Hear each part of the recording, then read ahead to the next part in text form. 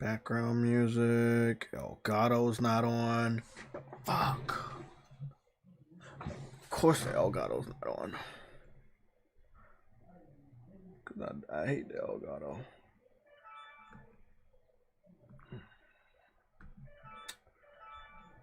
Can I not hear the background music? Or is the background music on, but I can't hear it? Yeah. Boost that to 22. Let me have that through the headphones.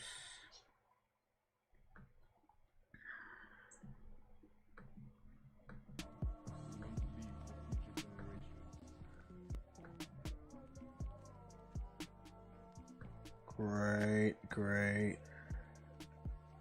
Elgato is muted. I'm about to mute my mic.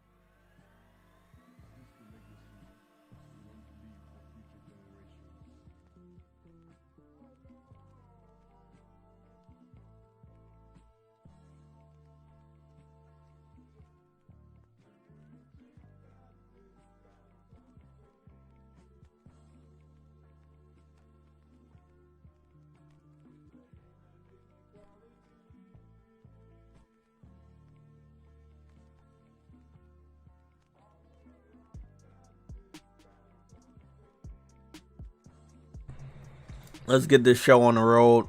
Welcome, welcome, welcome. This is the Sunday show. Testing, testing. Okay, let me head on over and go to the Discord chat. Call up Truity, see if he wants to be in this. But we do have a lot of things that we're going to be attempting to get through. Topics are already posted. So if you're a part of our Discord group, and I can go send a link out to that real quick too. But if you are a part of our Discord group, just know that the topics, I did post topics. Truity seems to be on Starfield right now. I'll send him a fucking invite. Invite to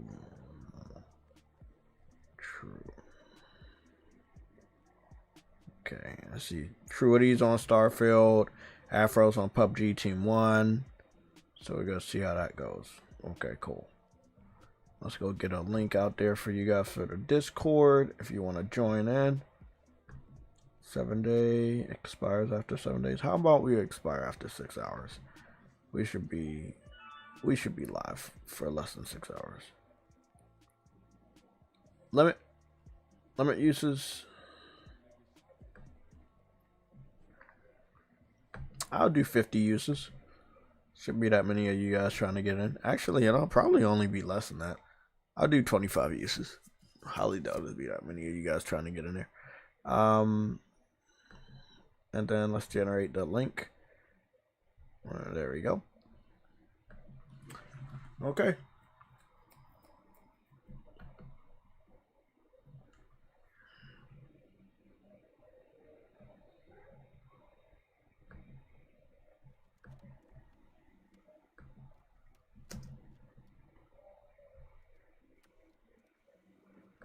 There we go. Okay. Thank you for being here. Thank you for your patience. I was gonna hop in the shower and do some other shit, but I want to do that after work. Well, not after work, but after this. So, we got that muted. We got this going on. I think we're all set. I'm trying to look for something. Oh, there we go. The preview.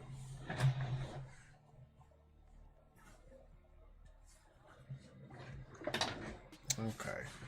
Phone is charged 100%. So I'm going to be sending some stuff over to our PSLOG game chat. And we're going to be looking over different things. I want to talk about... Hold on. I want to talk about SAROS. But I think there's a link I'm missing. And I want to send it off to another gamer. So I will probably be sending it off to...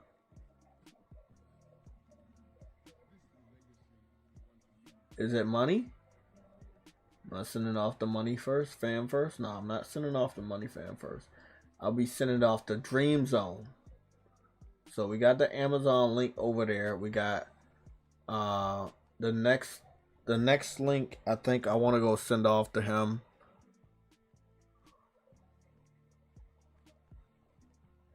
Let me go. This link I'll send off to him will also be so we got that. Just know we got a lot of links we got to go over for when it comes to SAROS. And I want to make sure we have the links because it's going to be fun. So we go into OpenCritic, we're going to Metacritic, we're going to by comparison Amazon.com. We're also going to be taking a look over at the Steam database.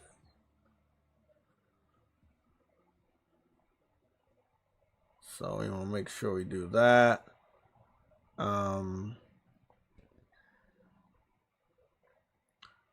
OpenCritic, SAROS. Yep, we got that. Oh, beautiful, beautiful, beautiful. They got the daggone wallpaper finally. Beautiful. Get that out of here. Perfect crop, perfect crop. That's a perfect cropped image. Jesus, that's beautiful. I finally got a wallpaper up there.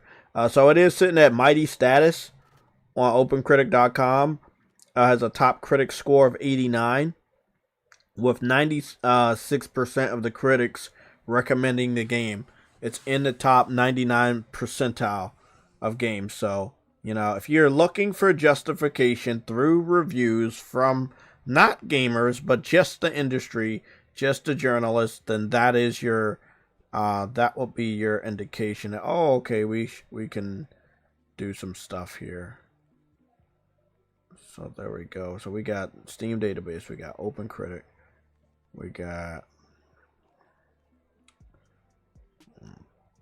change that one.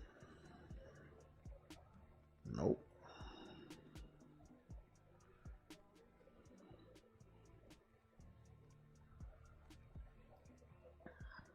www.meta. There we go. Metacritic. Right? That'll work, right? Great. Good. Okay, so we got Metacritic, we got OpenCritic, we got Steam database, and the last one obviously would be Amazon.com. www.amazon.com. Okay. So as you know, Amazon gets its own segment, its own timestamp. So I think we should do Amazon. Well, whenever we do Amazon, just know that if you have to go back or you have to direct somebody to our live stream, they can find our timestamps. Please give me roughly anywhere between 30 minutes to an hour to get timestamps up. I'm going to try to do a great job of doing that right after the stream today. So we're going to be talking about Asha Sharma's plans to save Xbox. We're going to be talking about PC fans port begging for SAROS. We're going to be talking about path ray tracing coming to PlayStation 5 Pro. Yes, path ray tracing is coming to PS5 Pro with PSSR 2.0 confirmed by EA. So, yes, EA Games has confirmed path ray tracing is coming to the PS5 Pro with the PSSR 2.0. This is something that PC fans said we were not going to get.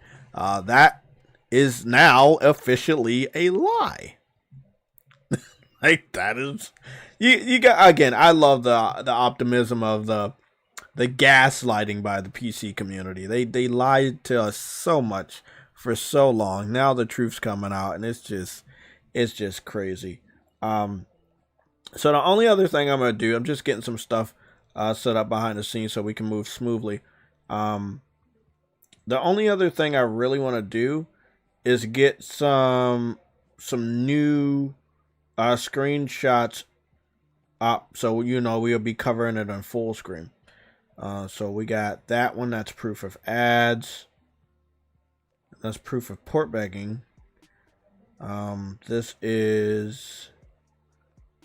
will be proof of ray tracing. That's proof of quality.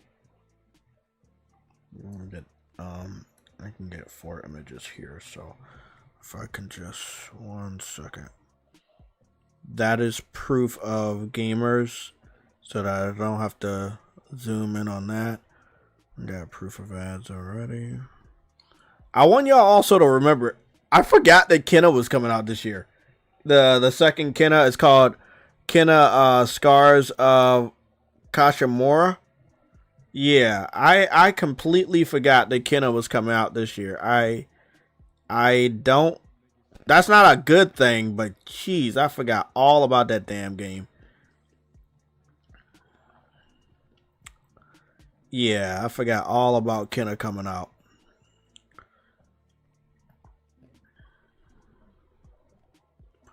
So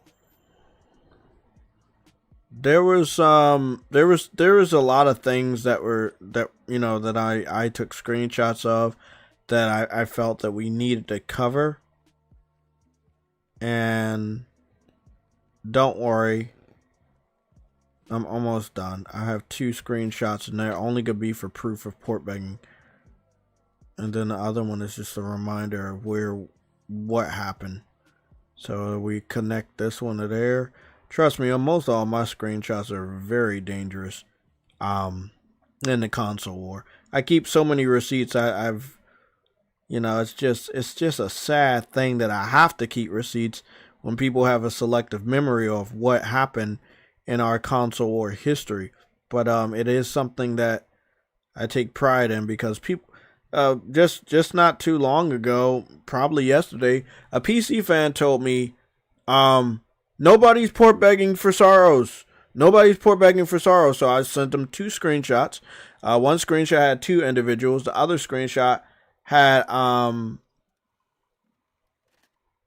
the 3 individuals. And I'm about to put that one up right now. And I'm like, okay, bro, there's proof. They was like, well, that's not enough. Bro, you said there's nobody port begging.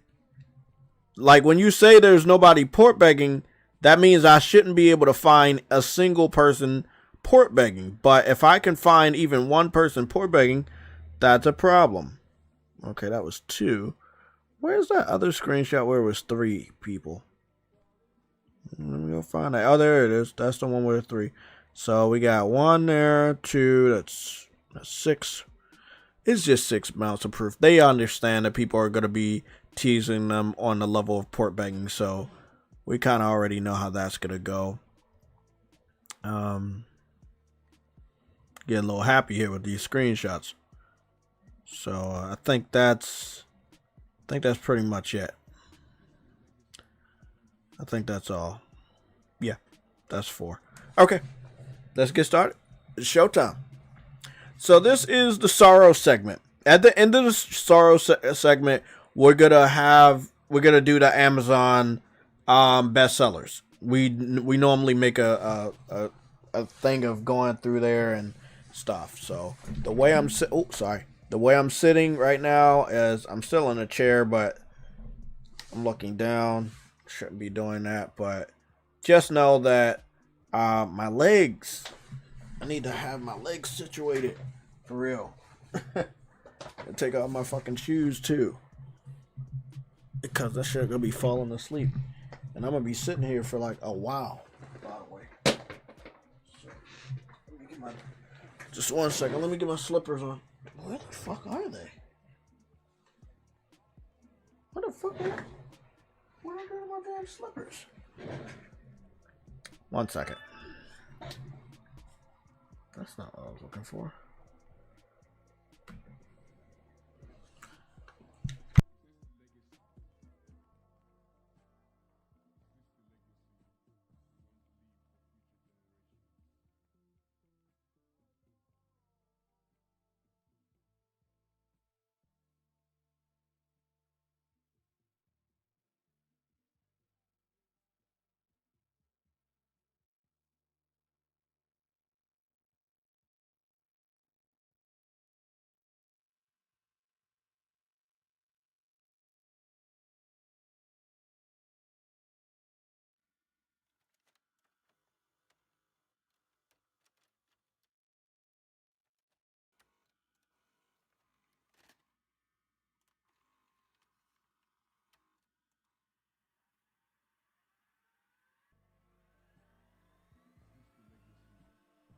Okay, that's much better.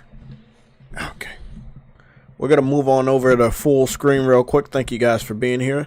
Thank you for being a part of this setup portion. And don't worry, I made sure I thought ahead and got our full screen section all set up as well. So.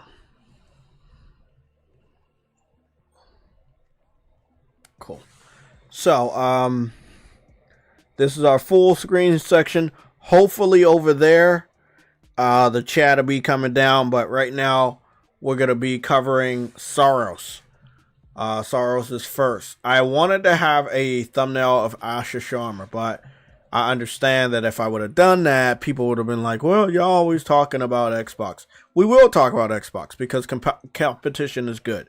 You know, what Xbox did with 360 made PlayStation go hard during the PS3. A generation I will never forget. A generation that made me the PlayStation gamer I am, and a generation that made me appreciate PlayStation and their work ethic.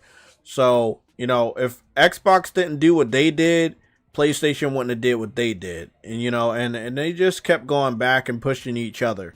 You could say the same about Wendy's and McDonald's, or McDonald's and Burger King, or KFC versus Popeyes. Like, competition is good. Like, there's never a situation where we should look at competition and say, oh, it's a bad thing. You know, oh, let me I'm trying to be very polite to Truity. I know that he knows we're going live right now, but let me let him know. We're currently live with the PSLOG Sunday show.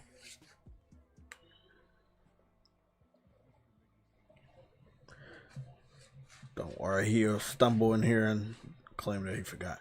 Okay, now let's go to Somatic's old account where we got all these documents. These are the new documents that we got that we're gonna go over real quick for SAROS. And these are all the links we got. So we got a lot to cover for SAROS. And again, now I want everybody to understand, I didn't do the full research on the ray tracing, but it's confirmed enough to be real. I just gotta go figure out where we're gonna go take a look, but it looks like EA is doing ray tracing with F125 on PS5 Pro with PSSR 2.0. Seems that it's gonna be 30 frames, but we will see. Again, the thing is, the more time developers have with PSSR 2.0 and the PS5 Pro, the more things they can do. I know that PC fans are under the thought process that like consoles can't do anything. One thing you should know, and they don't know because they don't understand shit, PlayStation has made it their mission to evolve their hardware using firmwares. They've been doing it for a long time. I've documented this on this very channel, where the PS3 did not have remote play with the PSP, but through one firmware, it did it. Also, that same generation, we didn't have 3D gaming. One firmware, they did it. Same generation, again, hello, the same generation, they didn't have motion control. Same generation, they did it. You know, like they kept evolving the PS3 over and over and over again. When PS3 first came out, it didn't have PlayStation Home. Firmware, bam, we had PlayStation Home support. So there were so many things that weren't there day one, and they had firmwares, massive updates that would change how the system was perceived. Same thing could be said about PS4. At launch, we didn't have HDR. A firmware gave us HDR on PS4. You know, so, and I believe we got some other things with PlayStation 4, right? We got a firmware for VR support. Nobody even knew we were going to get VR. Nobody was even talking about VR or VR, period, when the PlayStation 4 launched in 2013, if I'm not mistaken. There was no mention of VR. We get VR, bam, firmware unlocks it. So we got HDR, we got VR, that's that same generation. And now with PSSR 2.0, we're getting performance and resolution that is rivaling high-level PCs. So, you know, never say that your boy JayTech did not teach you something. Firmwares have always been there. Like, even when you talk about themes and stuff, like these firmware updates have really just changed the landscape, what is possible with PlayStation systems, all going all the way back to PSP. You know, such a great system. So shout out to my boy Mark Cerny, because if it wasn't for him, we wouldn't be having these PlayStation firmwares that can completely change the landscape of what the PlayStation 5 can do. So yeah, that's that.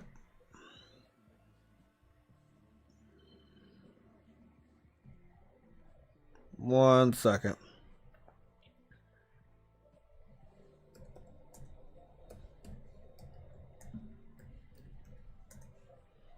The chat's not popping up, but it is what it is. Let me give a shout out to the people in the chat real quick, and also give you guys your status back. We went through a small period of demonetization due to the fact that they thought this channel was an AI channel or ran by AI, and that has never been true. So I will be getting on camera a lot more, just so that we can have that digital footprint to prove otherwise if something ever is to happen like that again. It looks like I'm just scrolling all the way up. We got Goku. Shout out to Goku 1973.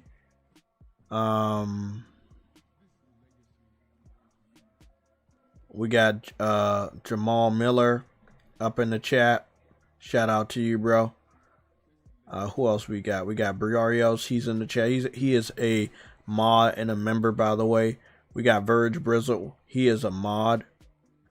Alexander Clifton is in the chat. He's a mod as well. We have Sony Online 8. He's a mod as well. We got East. I believe that's East. We got East. Established 1983 Harlem. Maybe you want to change your name on YouTube, but I think that's East. I could be wrong. He's a mod. Lethal Gaming is in the chat. He's a mod as well. We got Prince Groove in the chat. He's a mod and a member. And then we got Arnold. He's a mod as well. What's going on? And Default Gamer is also in the chat. Thank you for joining.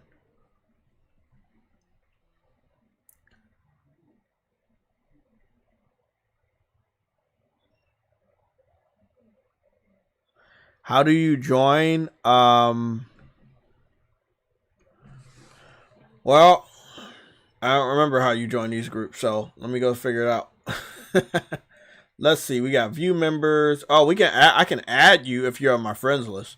So if you're on my friends list, I can add you, or I can search you right now. So I guess if you want to join in, you can join in right now. I think we can have about 100 members in there. I think that's what they're trying to tell me.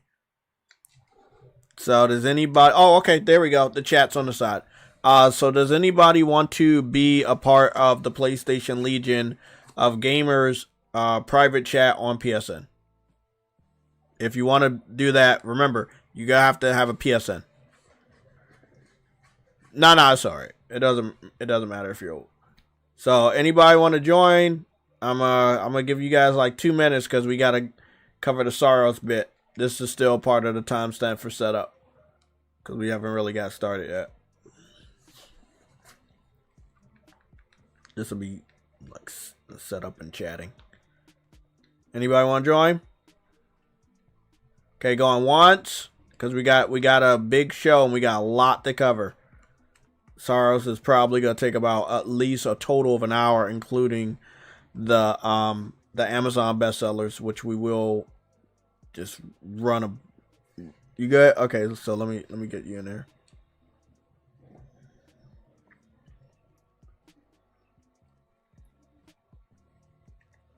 There you go. Get you in here real quick. Okay, anybody else?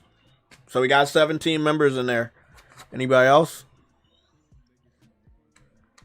Anybody else want to join the PSL OG private chat? Going once, going twice. Okay. Okay, we're gonna continue. So let's get started with SAROS. We're gonna be talking about after SAROS, we would talk about ray tracing, path ray tracing, what that means, and different games that are using ray tracing and high level ray tracing, and what that also means. So yeah. So we're gonna go to Metacritic because we're used to Metacritic, but a lot of people are using OpenCritic too. OpenCritic score is different, and it normally always puts the game at a higher level. Metacritic will always, for that same reviewer, it will make the score lower, but they're still using the same exact reviews. They're very similar, but different. I don't know really about OpenCritic. I just started seeing it a lot a few years ago, but we're going to be covering it too because they give their due diligence to the games that are great. So let's do Metacritic first, and then we'll go to OpenCritic. So again, if you don't know, and I don't know how long they're going to keep this alive because it's something that I kind of exposed for the Bing, and then they took that away from us. There's ways to go to the internet browser on the PS5, right? And as you know, there was ways to go to the internet browser on the PS4, but it wasn't as good as the internet browser for the PS3. But it exists. Still there. Again, it's a modern piece of technology, so of course it's going to have an internet browser. It's just that they didn't make it as open as some might want. Or some might need it to be. But I use it some of the times to get around and show you guys some stuff. I feel like it's important. So, I think we all know, over the last 2 days or 3 days, SAROS reviews have been out, and it has been sitting at an 88, right? What's going on? Okay, so it looks like they have a SAROS ad on Metacritic. As you can see, it's a banner ad. PlayStation is not fucking around now. Like, they're boosting out those ads, and it's a lot of stuff. So SAROS is let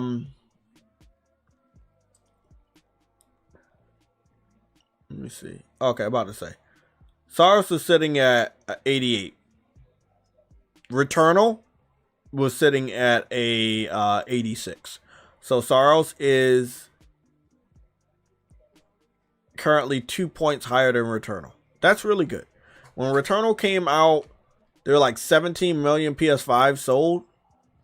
SAROS is out, and there's roughly, from the last report in the beginning of this year, based on 2025, it was 92 million shipped PS5s. I believe it should be around 95 or more millions of PS5s that have been sold.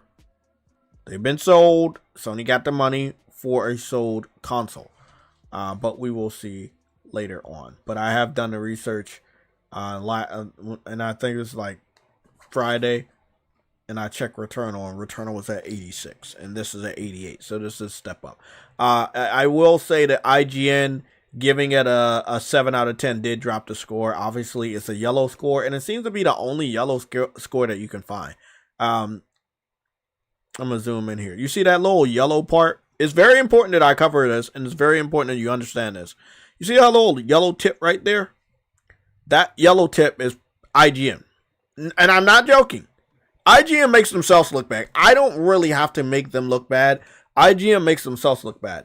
That yellow tip right there, that's IGN. The whole green, that's the rest of the industry. Everybody else loved it. 97 reviews, everybody loves it. If it gets any more 10 out of 10s, quite possibly, it's going to get higher. But we know that some people could review the game and it could go lower. But it's been at a 88 for like across 3 different days. Friday, Saturday, and now Sunday. And it looks like we're going to go into Monday and it's going to still be at 88. So, I see this little ad right here. This SAROS ad. So again, it's good that I do these type of videos. A lot of people won't do these type of videos for you, so you can see the advertisements, you can see the real shit. This is Metacritic. This is their ad. That is SAROS. We're on the SAROS Metacritic page, and they have a SAROS advertisement. Letting people to know, hey, if you get the digital deluxe, you get to play it 48 hours early. They let you know House Marquee made it. They let you know there's a part of PlayStation Studios. This is what it's all about. We need that information. It's always key to know what information we're getting. So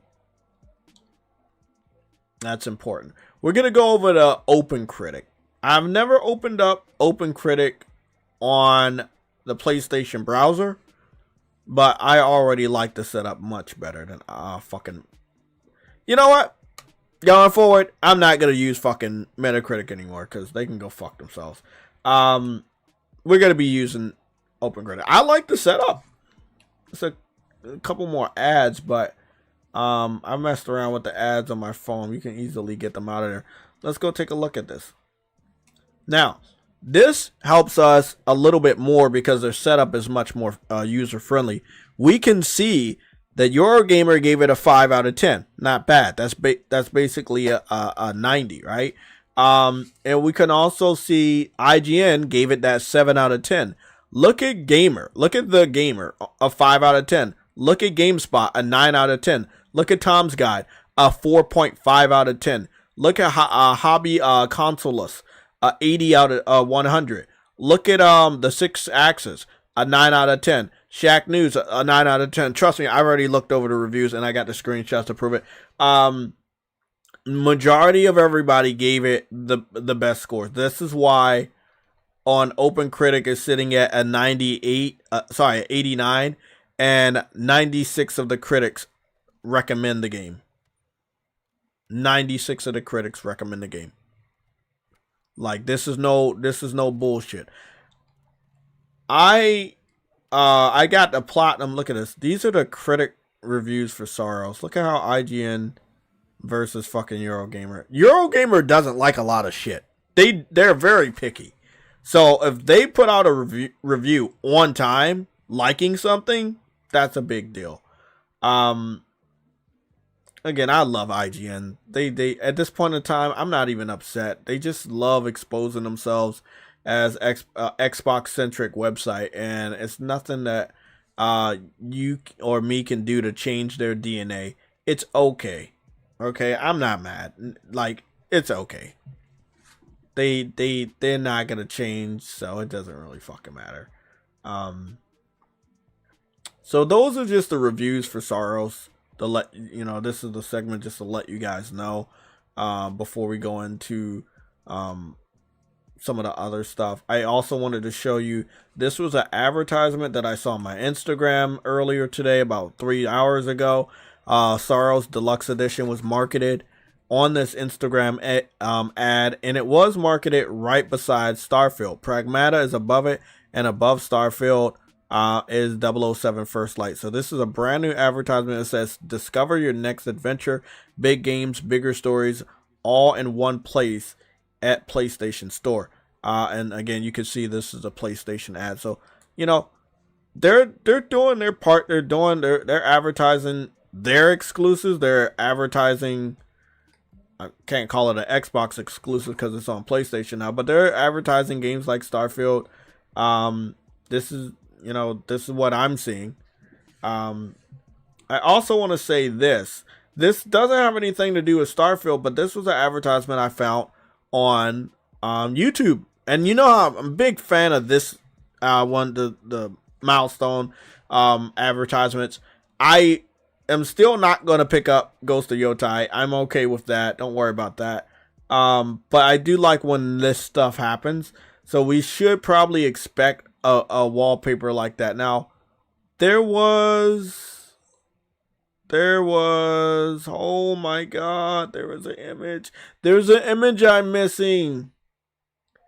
I did see this on the, let me keep this one up and get the other 2 images because they're important as fuck. But this right here, this was this is what I saw on the PlayStation Store. So again, a lot of Xbox fans don't understand that when this marketing happened at the end of last year in promotion of what was going to happen this year, Sony did have Microsoft's blessing to put Halo on their most anticipated games of 2026. Halo is right there on the corner. So again, when we talk about, okay, I got it. When we talk about talked about Xbox fans believing in exclusives. Again, I'm not gonna break away into that segment yet, but I just want to let you guys know, if you're an Xbox fan, it's probably in your best interest. And again, I know this is gonna sound really disrespectful, to probably shut the fuck up. Like, I don't see a situation where you guys are going to get your exclusives back. You know, I understand you want them back. I just don't see that happening for you. You know, so, you know, as much as everybody around you guys are being delusional about their exclusives and the chance of them getting exclusives, I am not one of those people. I'm not going to sit up here and lie to you guys so somebody can come back and look at my fucking video, say, damn, Jay, why would you lie to them like that? Why? You know better than them. So, you know, that's the kind of talking I get from my fans, from subscribers, from friends. I can't lie. Y'all won't let me. Shit, even when I'm telling the truth, you guys give me a third degree. So I know I can't fucking lie. But these guys are, I guess you guys don't care. They lie all the fucking time. So this, I did want to say this. You can see SAROS in the corner, but again, I don't know if PlayStation really cares that much. I've done some research on what SAROS needs to sell for it to be profitable, what SAROS needs to sell for Sony to care, what SAROS needs to sell to piss Sony off, and for the studio to also get closed down. So we're going to be talking about that also. This is still the same timestamp. We still got lots more to talk about with SAROS. So I took this screenshot earlier this morning, and this was taken from my PS5 and then cropped and edited on my phone so that I could post it on Twitter, and then I sent it to myself in this message so we could take a look at it. So whatever. It says, friends who play owns game. Now that's very important. It's not just about friends who play. It's like, who owns the game? Because nobody is playing it right now, but we can see who owns the game. And that is what I like about PlayStation. On your friends list. Not on everybody else's friends list. Only on your friends list. Now, it is currently sitting at 59 people. Now, that is very important. Crimson Desert is, you know, right now a very huge game, right? So let's go take a look at how that looks. Now, when it comes to Crimson Desert, this is how you do. You'll go to the trophies. If your stuff is set up, you will see friends who play. You click into friends who play. Excuse me. And let it load. It says right now, because the game is out, it says 11 people are playing right now. What you want to do is you want to go down to recently played. It says 90. So it's roughly about 101. And then that might go down. It's a lot of motherfuckers that play this fucking shit. So, oh, Frostbite. Look, Frostbite, the fucking legend right there. That guy's a fucking legend. And we should go take a look at his fuck. Y'all gotta go take a look. You know, you see Frostbite giving us that news, but I bet you never seen his fucking trophies. Jeez. We be talking about legends. That guy's a fucking legend. So he's playing Crimson Desert as well, but he is also on the list of people that's picking up SAROS. So I think it's just 110. So Crimson Desert 110, SAROS 59. I don't expect more people on my friends list to buy SAROS versus an open world game that's like a medieval Grand Theft Auto. I don't expect that. But I am very impressed with the turnout already. Like 59 people pre-ordered the game already. Like the game ain't even out yet. The crew, right? The crew of PlayStation gamers have not even took our screenshots with photo mode, posted up, what we do, post gameplay clips, TikToks, all that shit. We haven't even got to that level yet. right now we recently just got the review about 2 days ago. Marketing is low. I'm gonna be real with you. It's low. I've seen Sony market the fuck out of shit. It's low. It's low, right? The budget for the game was pretty low. I think it's 70 billion euro. So that would equate to like 76 billion in the United States, I think. And from what I know, if you just add that marketing on there, I don't think it's as high as what the AI told me, because I'm not seeing a lot. You can just round that up to 100 million. But I think that's pretty low, though. We know that Horizon Forbidden West was like 300 million. We know Spider-Man was 300 million. So SAROS being like 100 million or less, if you take away the marketing, only 70 million to 76 million, that's really good. So if you look at that, you don't really need to sell a lot of copies of SAROS, but SAROS will sell a lot of copies. So I want everybody to understand, it took less money to make SAROS versus other games, and that if it is supported and performs like other games, like example, it sold 1 million copies in 1 weekend, or it sold 1 million copies in 5 days, or 1 million copies in 7 days, or something like 2 million copies in 2 weeks, or 2 million copies in 2 months, or 2 million copies within 2 weeks, maybe 2 million copies in 7 days, something like that. That's really big. I looked at the numbers. I think I went through it like over 5 times now. So that is what we're looking at. If it hits 1 million classic in a weekend, 5 days, 7 days, really good. 2 million in 2 weeks or in 7 days, that's really good as well. Shit, if it had 2 million in a weekend, that's really good. But remember, the game doesn't come out in the weekend. It comes out during the week. So I think we're going to be able to play it on Wednesday midnight, early in the morning. So that's 12 midnight on Wednesday. I'm off on Wednesday. I'm off on Thursday. And I'm off on Friday. So, you know, I did take some time off so that I can properly play the game and also cover it to the best of my ability. A lot of footage has to come from the PS5 while I have the bells and whistles. We're not going to get the full effect. I'm not going to get the full effect if I have to pass it through the Elgato all the time. You can also expect a 4K 60 HDR gameplay capture from this YouTube channel for the JayTech Foundry gameplay portion. I will try to see if I can make it roughly around 5 minutes to 10 minutes long.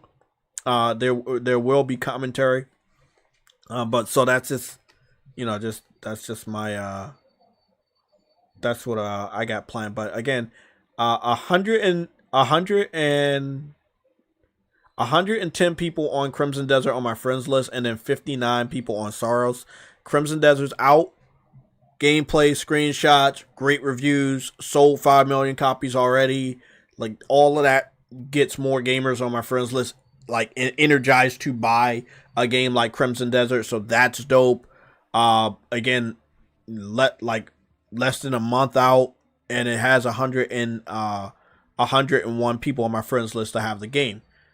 SAROS is not out yet, and it has 59 people already. Okay. Can somebody tell me what we just said? What number did we just say? Literally, as I'm speaking, it went up. Literally, as I'm speaking, we went from 59. Now there are 60 people on my friends list to pick this game up. We were just at 59. For the last 10 minutes, we were talking about 59 people on my friends list. Live. Someone, I don't know who, someone else picked up this game. Someone else picked this game up. Again, this is all before the game comes out.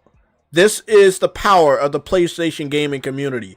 We know it is important to support our exclusives. You don't support them, well, look what Sony thought they needed to do over the last 5 to 6 years. They thought they needed to put these games on other platforms. That's impressive. We were just talking about 59 people. Now it's 60. Hey, it's like 41 away from what Crimson Desert is doing on my friends list. This is not a representation of everybody in everybody else's friends list or how great the game's going to sell. But I don't see PlayStation gamers looking at the reviews, looking at the hardcore gameplay, and saying, oh, I'm not going to pick that up. I don't see it. I don't think that we're like Xbox fans, and I think we're going to prove to the Xbox community that we're not like them. So let's continue with the coverage of SAROS. So, this was, I told you I like this aesthetic when they do this. They did it for Demon Souls as well. And Demon Souls like sitting in the 90s on Metacritic. The remake that Bluepoint did, rest in peace, Bluepoint. We don't want that for Housemarque. I'm supporting this game. Even if I was the only person fucking buying the game, it wouldn't matter. I'm going to support this game. I'm going to support the studio, and I've always supported the studio. But when Returnal came out, we got a promotion like this. A month later, Sony acquired the studio, and then the following year, it won Best Game, which is the British equivalent of Game of the Year at the BAFTAs, which is very prestigious, as you know, when it comes to movies. You remember at the BAFTAs for the movies, Sinners with Michael B. Jordan won very big there. So, you know, very prestigious award show, especially the video game segment. You know, they get dressed up too, suit and ties, black, all black. Like they get dressed up. It is very respectful. It is very prestigious.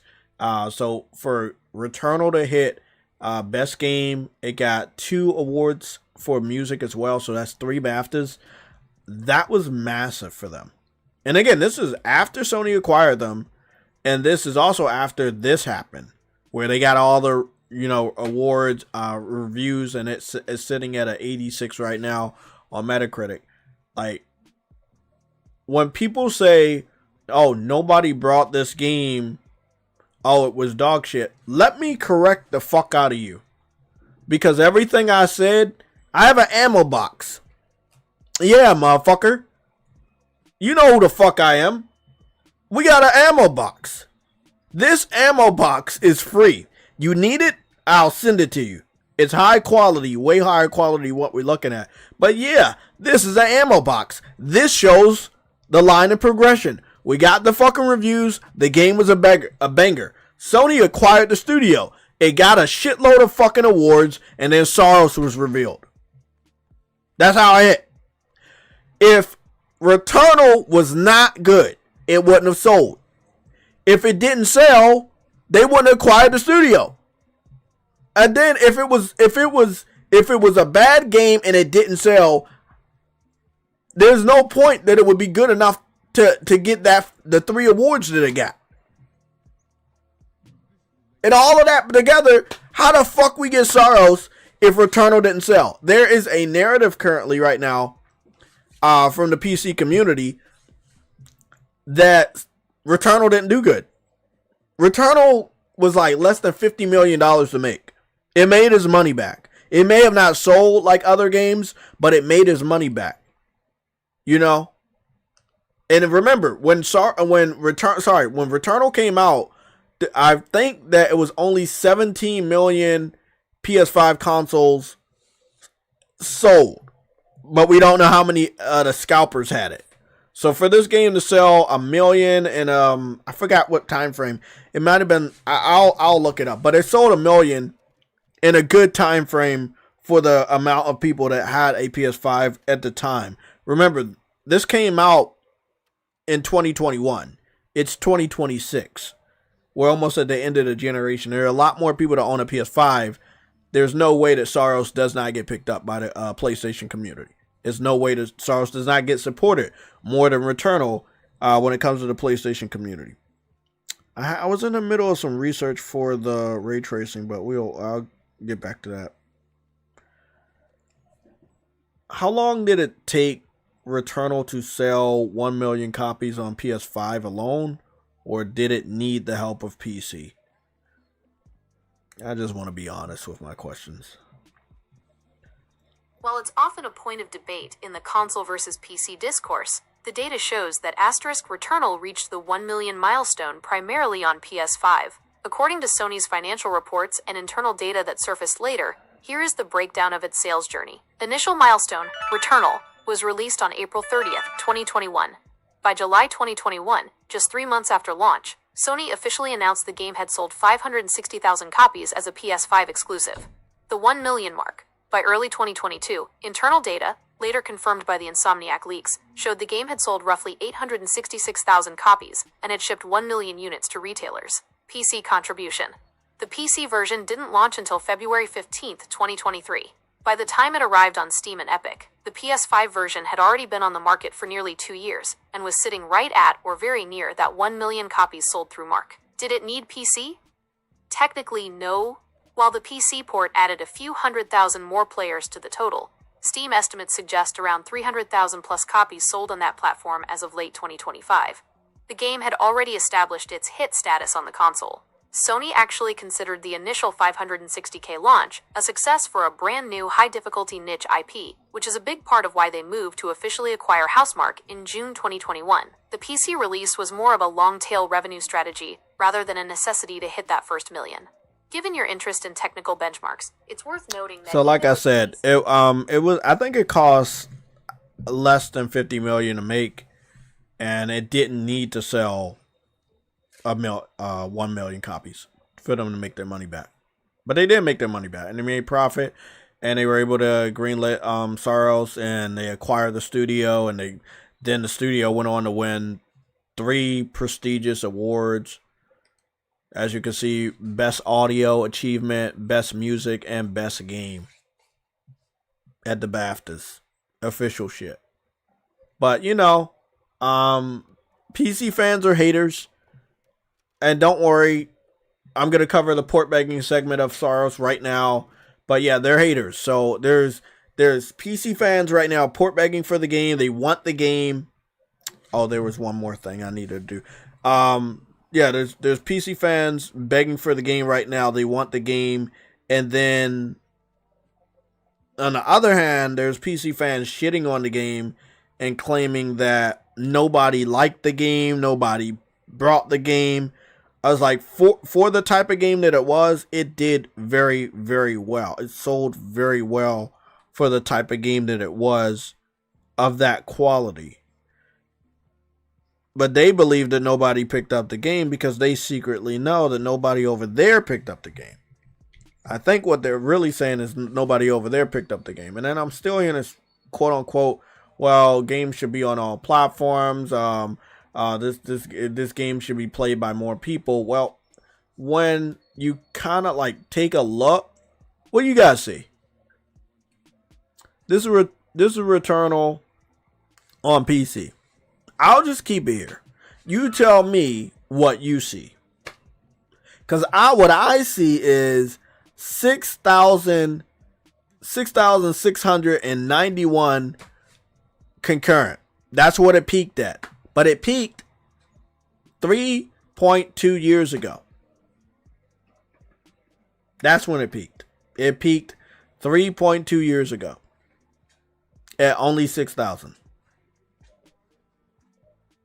And it's hovering around 200 people at max a day now. And that's only because SAROS is out. And some of them believe that they can, quote unquote, get Sony to look at how much people over there really care about the game. It's only 184, you guys, at a given time. I took this screenshot 2 days ago. We can definitely take a look at it right now. But yeah, man, it's not a lot of these guys over there that supported the game, you know. But this was a fact. Like the ones port begging, I don't know what you guys are port begging for. Like the community as a whole over there on PC, you guys are a fucking joke. You guys make a fool of yourself all the time. The whole port begging campaign, it came to a horrible end when Sony actually gave you the games. And over a 5-year period, they found out that you don't buy games. And like, it's your own source that works against you. You guys use the Steam database all the time to brag about concurrent numbers. But now, sometimes when I use this shit, y'all don't like it. What do you don't like? It's exposing that you don't care about Housemarque. You didn't care about Returnal. What the fuck you want SAROS for? Oh, because it's a hot game now. It's running on Unreal Engine 5. It looks good. That's why you want the game, right? You like the way how realistic it looks. You like the hair particles. You like the Unreal Engine 5 reflections. So that's what we're getting at right now. You like that the game looks better on PlayStation 5. And you so want it on your platform so you can brag that it runs better on your imaginary PC that you don't fucking have. Come on, man. So it's half of them that's shitting on the game and the other half are begging for the game. But again, this right here paints a very stark image that they didn't buy the game. They did not buy the previous game. Why do you want the new game when you didn't even contribute to the new game even being made? It was us, the PlayStation gamers. We got SAROS made. It was us that picked up the game after the hot reviews came out. It was us that was still playing the game as well as the co-op portion of the game. After it got those awards at the BAFTAs, prestigious awards, an award-winning studio. And all that happened before it even went to PC.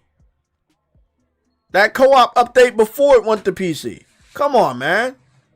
Like, let's be real, man. I want to go over this image because I've been using this image to send off to people, some PC fans, because like in the early morning I saw these dudes begging, bro. I was at work at like 5 something in the morning. I saw a post that was like 23 minutes old. Bro, I'm like, bro, you begging for games at 4 in the morning on the East Coast? Like, are you fucking serious? This was the day after the reviews dropped. I was like, bro, what is wrong with y'all, man? Like I know I tease y'all about the port begging shit, but that shit is real, man. Get some popcorn. You gonna love this. This was right after the reviews that morning, and I couldn't believe what I saw. Look at that one. That was the one I was talking about 25 minutes ago at the time that I took the screenshot. This shit was crazy, bro. And this was like one after another, bro, that morning. It was wild to me. Let me read off the first one. I know people gonna hate this, but hey, the truth is the truth. This guy says, I would buy SAROS if it was out on PC. False. We just took a look at Returnal. No, you wouldn't. That's a lie. Next person. He says, I honestly think SAROS will come to PC. I might be coping, but Returnal is a very niche game, and that game was my personal game of the year on PS5, but not everyone liked it, sadly. True. Not everybody liked it. But after it got those awards, people learned about it. They understand, okay, that's dope. I will show some gameplay of Returnal, and I think that if you skip Returnal, that's perfectly fine. Go pick up SAROS. Maybe you come back to Returnal. I think that's what's going to happen. I know that's going to happen. I think that some people are going to play SAROS. They're going to run through it. Once they beat it, they hadn't picked up Returnal. They haven't played Returnal. It's going to have them go back and give Returnal a new try. Because based on those newfound skills that you developed on SAROS, you get hungry, you're done with SAROS, you go and pick up Returnal, go play Returnal, which was on Plus and may still be on Plus. So no, I don't think it's going to PC. Why does it need PC? Returnal didn't sell good on PC. And again, that was after Sony acquired the studio. This was after all the great reviews. This was after it got all those awards. Like, you guys didn't see the urgency in picking the game up. It didn't mean anything to you. This is the last person on this screenshot. Trust me, there's more. They say, man, hashtag SAROS looks so beautiful. Damn, at least bring this to PC and then shut down your PC port, PlayStation. No, nigga. We're shutting them down now. We're shutting them down now. We're shutting it down. You don't need these fucking games, bro. Y'all keep talking to us about this backlog of shit games on Steam that you have. Go play those games, bro. Go play those games. You didn't even play fucking Returnal. Go play those games. They want this game because it's not on their platform. They see how good it look, and they don't. I'm about to tell y'all a secret, and I ain't even get paid to say this, but I'm gonna tell you because I know y'all not gonna pay attention. PC doesn't have many games coming out this year that's gonna push the boundaries of PC. But we have a lot of games that are going to push the boundaries of console. Just remember, I'll say it one more time.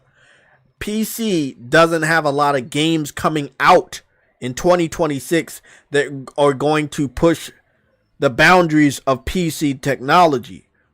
But PlayStation has a lot of games that are going to push the boundaries of what consoles can do. What this means is, how many AAA quality exclusives are coming out on PC that are not possible on what PS5 Pro and PSSR 2.0 are bringing to the table? Not a lot. None. It's not getting Wolverine Day 1. It's not getting it's not getting Grand Theft Auto 6. It's not getting SAROS. Kenna is day and date. Once tests are done, we'll see there's absolutely no difference. Like what happened with Crimson Desert. That's why they hated on us when we got the brand new update for Cyberpunk. They didn't want us to have that. They didn't want the lines to look like they were blurring. They lose power when that shit's happen. That's why you think Digital Foundry does not do side-by-side PS5 Pro, PSSR 2.0 update comparisons with PC. They don't do them. There's a reason why they don't do them, and they never will. We've talked about this in a small detail on the Sunday show and also on the last episode of the News and Updates. There is a reason why they don't do head-to-heads with PC anymore. Remember, they used to use PC to make PlayStation look bad when it came to comparisons, but Digital Foundry for some weird reason they don't do it anymore.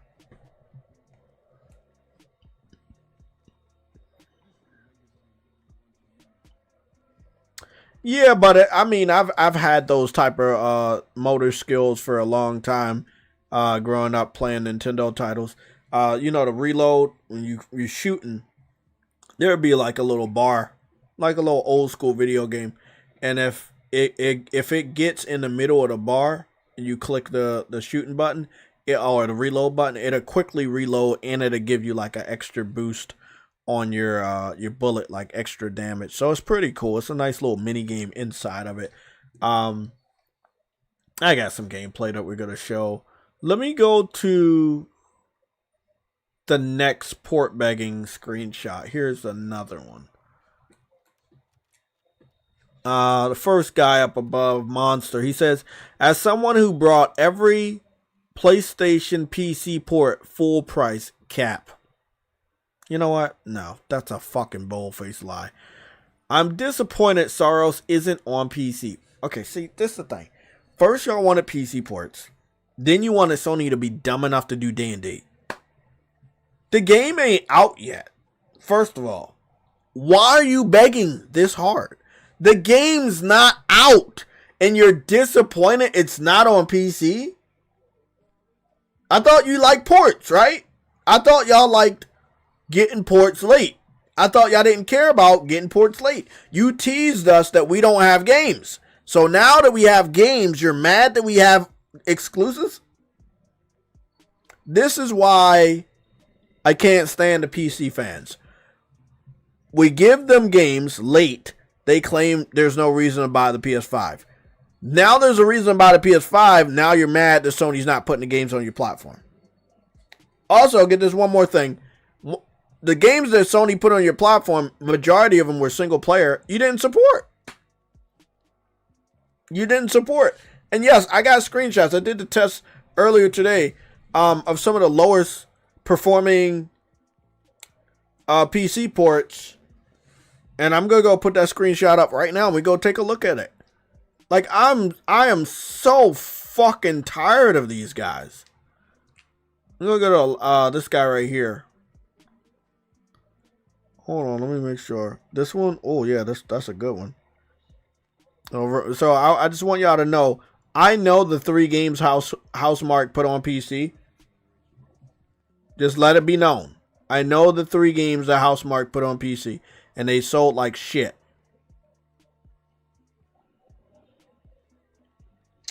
And then I'm going to use that screenshot. That's it.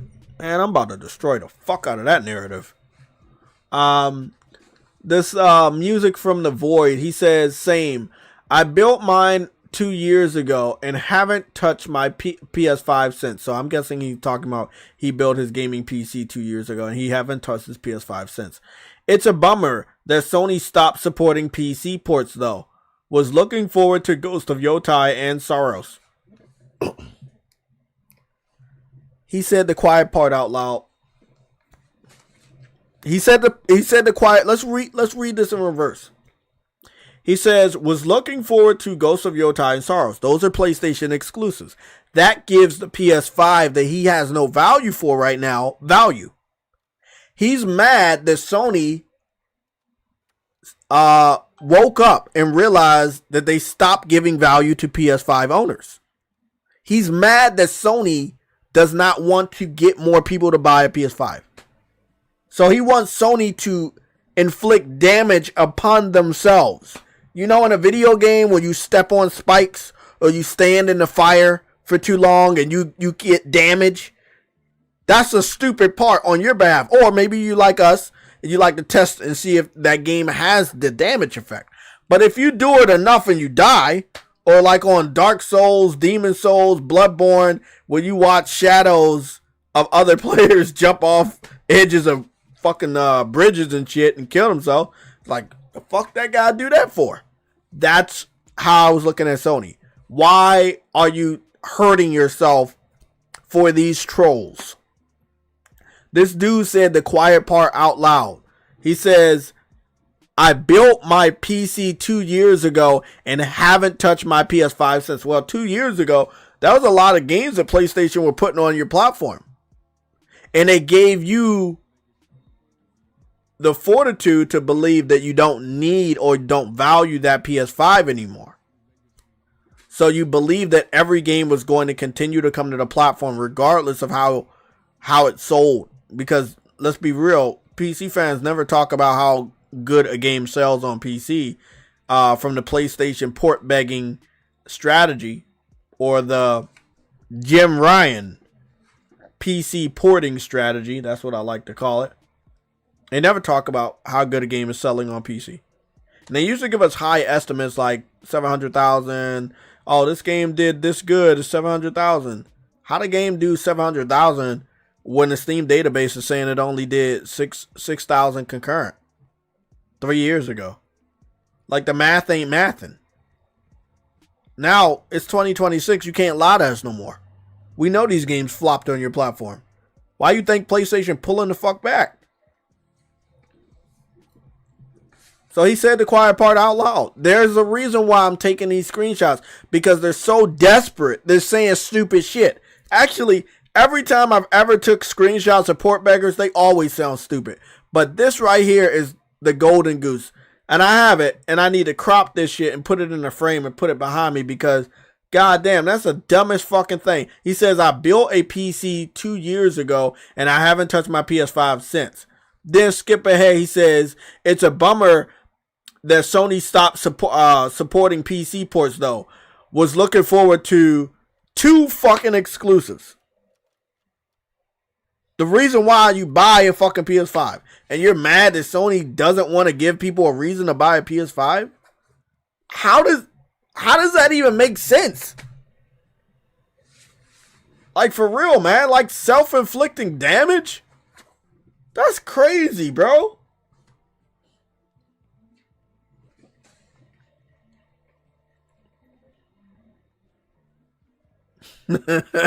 OG, I like that. You said I brought a PS5 Pro and now my PC is collecting dust. Oh, shit, that's crazy. Yup, luckily the new CEO stopped this shit. No more PlayStation games on PC. They need PlayStation games to show off. Again, also, there's another thing. You got the PlayStation 6 coming out. Like, what's the fucking point of continuously helping Valve promote the PC platform by putting your games on their fucking storefront?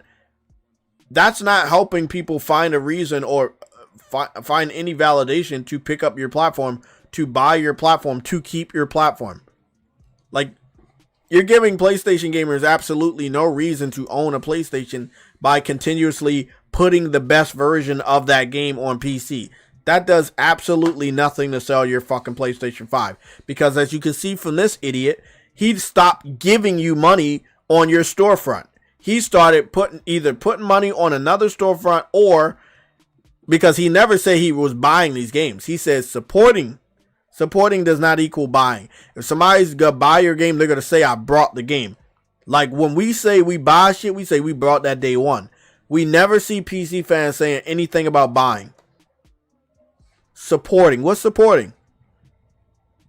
A faceless troll that pirates the game, doesn't have any social media presence, and no one in the world even knows you own the game or play the game. How is that support?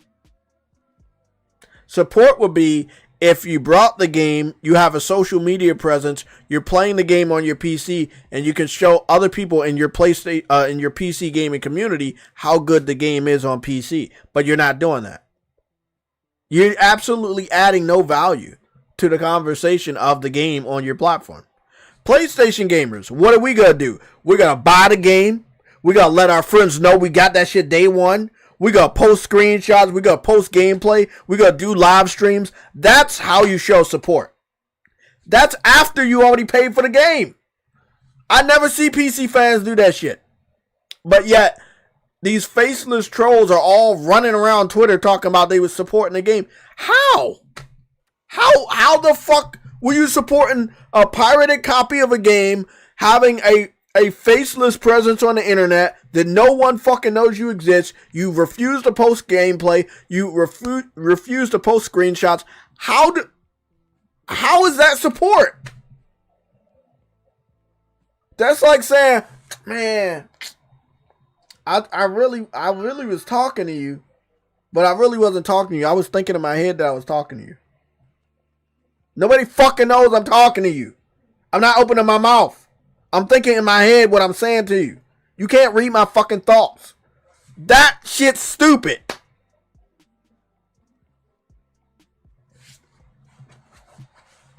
Oh, sorry. My fault.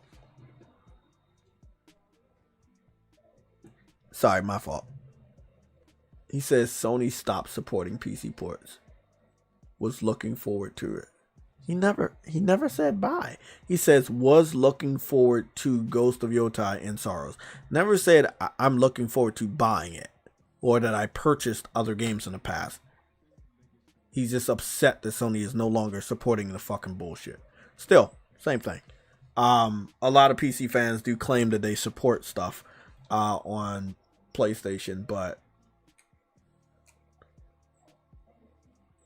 this guy right here, who's like, oh, I bought every PlayStation PC port full price. I highly doubt the first one did that.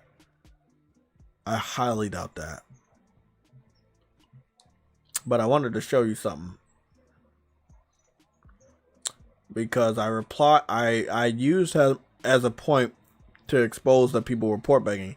And a troll tried to defend his honor. Why, I don't know. He says, SAROS is a great game. It makes sense. Hopefully it does come to PC so more people can enjoy it. So you want the game to go to PC so more people can enjoy it. Cool. what, like 200 people? That narrative, that's bullshit. I want more people to enjoy it. You've heard that before. We've covered that before. I've debated PC fans on this channel that use that same line. More people can enjoy it. So more people can enjoy it. So more people can play it. They never say so more people can buy it. Only so more people can enjoy it. Silently? Still, I don't see PC fans. 206 people right now. Well, at the time, was the peak for 24 hours. At the time, it was only 184 people. So that's still a lot of people. If 184 people, even though it hit the peak at 6,000 people 3.2 years ago, we do not see people playing that game on PC on average. I can't even tell you anybody that picked that game up on PC and posted gameplay. Especially when we look at high-level content creators. Nobody did that. Nobody covered it, none of that. Like, it's the biggest lie that the PC fans will ever fucking let you guys know. So more people can enjoy it. And then nobody buys the game. And then they blame it on the developer. Everybody said this was a good port. Everybody I hear talk about Returnal, they said this was one of the best ports they ever put on PC. And look at how they treated it. They claim all the other games are bad ports, but they picked it up. The concurrent number was much higher than this.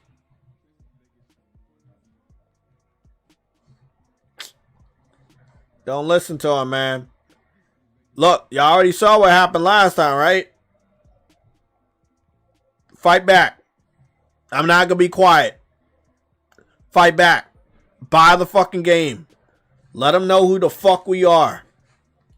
Now, House Marquee ended up putting out 3 games on PC. This game is very old, by the way. I just want you to know. Outline was like one of their early games. It was also on Xbox 360. So, remember, Housemarque was an independent developer. They were not always a Sony developer. That only happened about 3 years ago. But this is Outland, right? It was some sort of side-scrolling Metroidvania slashing game. So it peaked at 16,000. That's actually higher than any of their other games, including Returnal.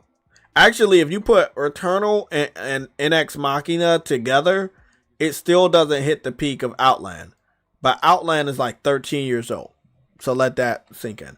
The 24-hour peak for Outland was 3 people. And then at the time I took the screenshot, it was 0. And then when we look at NX Machina, which remember, NX Machina came out on PS4. But that was a game from Housemarque, but not published by Sony. So they published it themselves. It peaked at 326. So again, look at what happened when Sony, after Sony acquired them and put the game on PC. And then look what happened when they published the game themselves and put it on PC.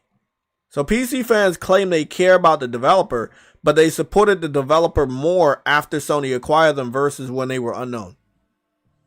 Don't let them lie to you. They don't care about this developer. They care about what the game represents. They are threatened by us having exclusives that look good. They don't want us to have a monopoly on graphical prowess. They don't want that. They do not want the journalists to cover 120 frames per second titles. They don't want journalists to cover ray tracing on PS5 Pro. They don't want journalists to cover 4K games. They don't want that. That's why they're port begging, so that they can claim again that we have no fucking games. The fact is, even if these games are on your platform, you're running them like shit or you can't run them at all. We've done the fucking test. We've done the research on this channel. Most PC fans have shitty ass PCs. They can't match the power of the PS5 Pro. Yes, I said most, not all. And if anybody says I said all, I will gladly debate you. There's tons of research proving that it's not all, it's most. In the United States, it's over 80%. But yeah, NX Machina was published by them. This was after they was working heavily with PlayStation. This was like during the PS3 generation, early PS3 generation, where, as you know, a lot of developers were still putting games on 360. This game did end up on 360, but as you can see, they didn't support it. So again, the peak was higher than the other two games. Yeah, the peak was definitely higher. And then they put this one out. They ain't even fucking touch that. And then they put Returnal out. I guess you can claim that something, because the other comparison I got is Ratchet and Clank and Sackboy. Sackboy was really low. I still don't really understand why they put Sackboy over there. Sackboy was really low. Sackboy maxed out at 732 people. Not 1,000, just 732. At the time I took the screenshot, it was only 91 people playing it. And then when I looked at Ratchet and Clank, it was pretty low as well, but it was higher than Returnal. But it has a lower retention rate. As you can see, for 24 hours, only 274 people at max did it.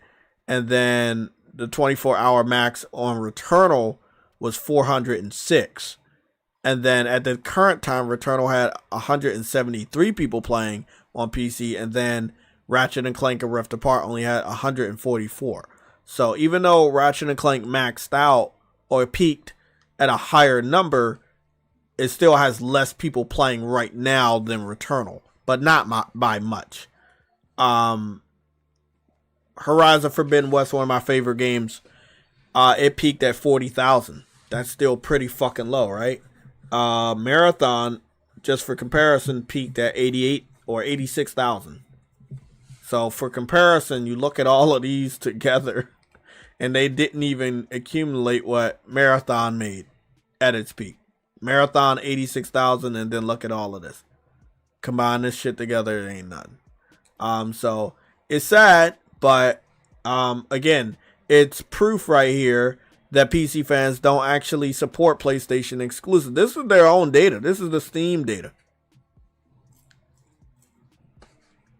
But every time they told us these games launch every weekend, they would say the game hit 700,000. Every single fucking time. Oh, 700,000. Oh, it sold 700,000 in the first weekend. How? Now we got data saying Returnal only did 300,000.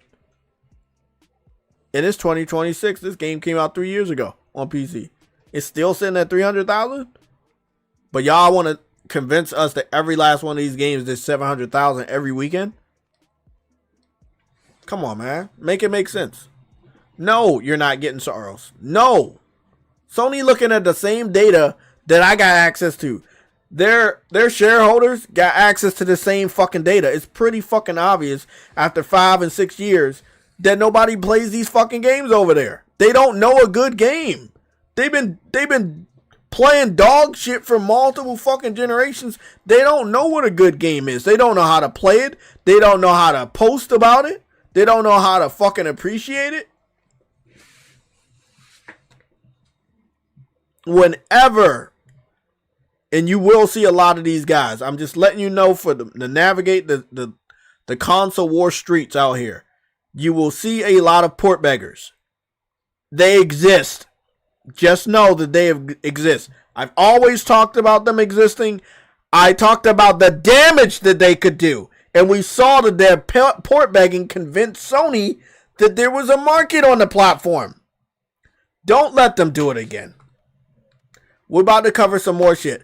I said all of that to just don't let them do it again. You understand what we just dealt with, okay? You understand what they do can hurt. You see these fuckers? Let them know. Let the developer know. Nah, they're not going to support you like we are.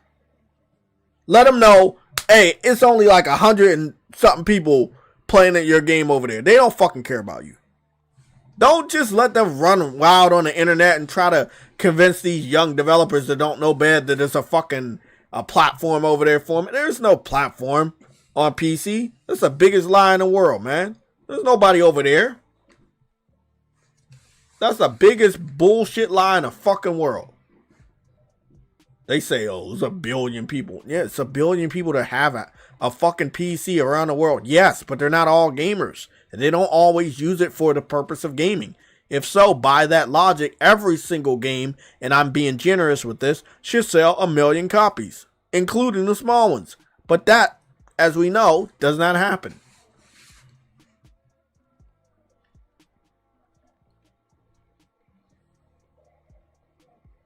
You will see a lot of this. Like if you think I got screenshots now, wait until it's in our hands. Wait until your favorite live streamer is streaming this game and they're watching them. They're going to be tearing their heads, their fucking hairlines off of their head, because they're going to be fucking freaking out that they can't control the narrative of the best visuals. That's what scares these guys. You can be a faceless troll running around the internet saying you have a powerful PC, but can you show it? So now they lost the narrative. They can't actually prove that they have the best looking visuals because they don't have access to the best looking games. Grand Theft Auto 6, SAROS, Wolverine. And even when it's games that they do have, there's not much of a visual difference. They can't even fucking tell someone that, hey, it's better financial. It's a better financial sense. It makes better financial sense to invest in a PC than a fucking console. They can't do that anymore. I wish. Actually, I don't. But, you know, I wish they would try. It'd be funny to watch them try to convince somebody to invest in a $3,000 PC. And that's not even mentioning the motherfucking monitor or the high level keyboard and mouse that is the equivalent of this controller right here. This beautiful fucking controller. It's not even, man, don't get me fucking started, man. Okay, so we're done with that portion. I wanted to go over into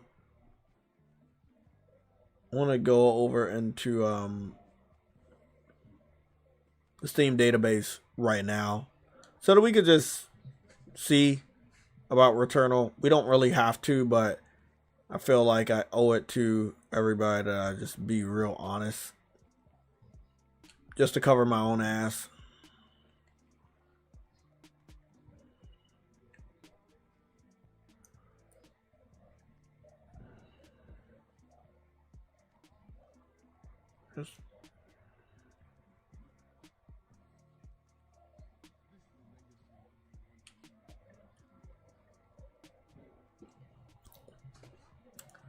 Let's compare it. What's another game?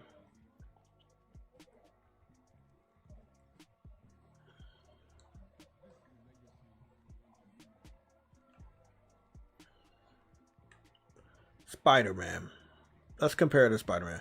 Because we got Housemarque and then we got Insomniac, right?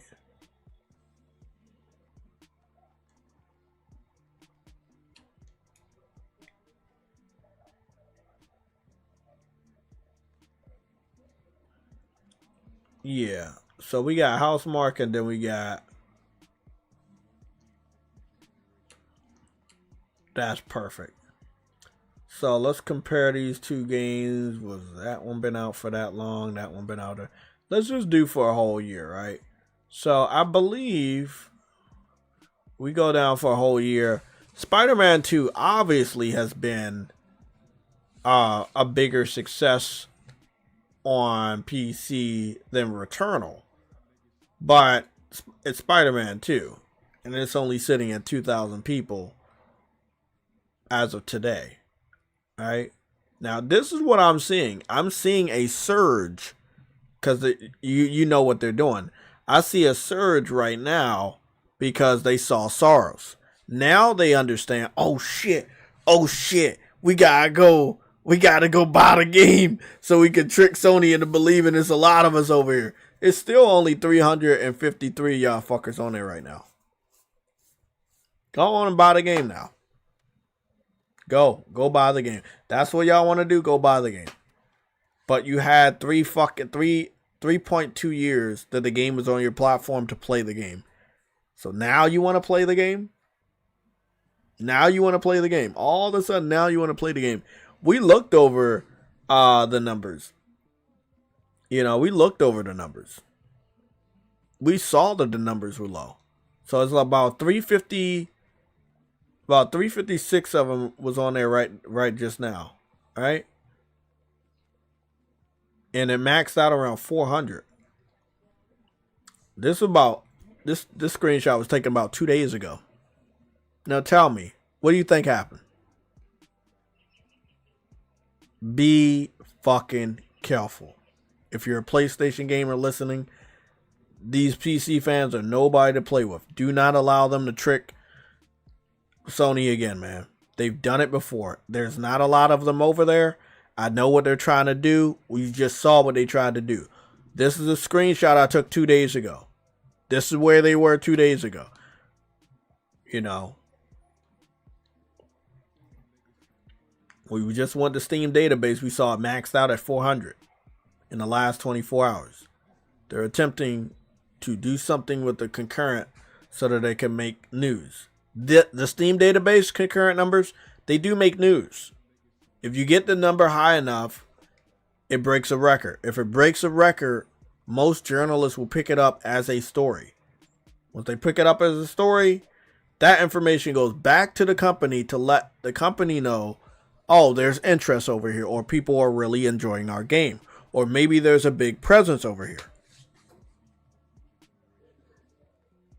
It's really, really important that you guys understand. So even if we don't want to use,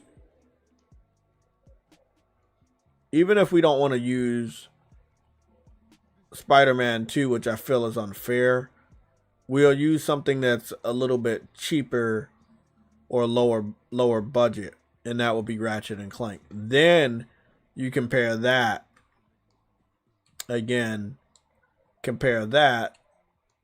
to Returnal and get a 1 year max on that.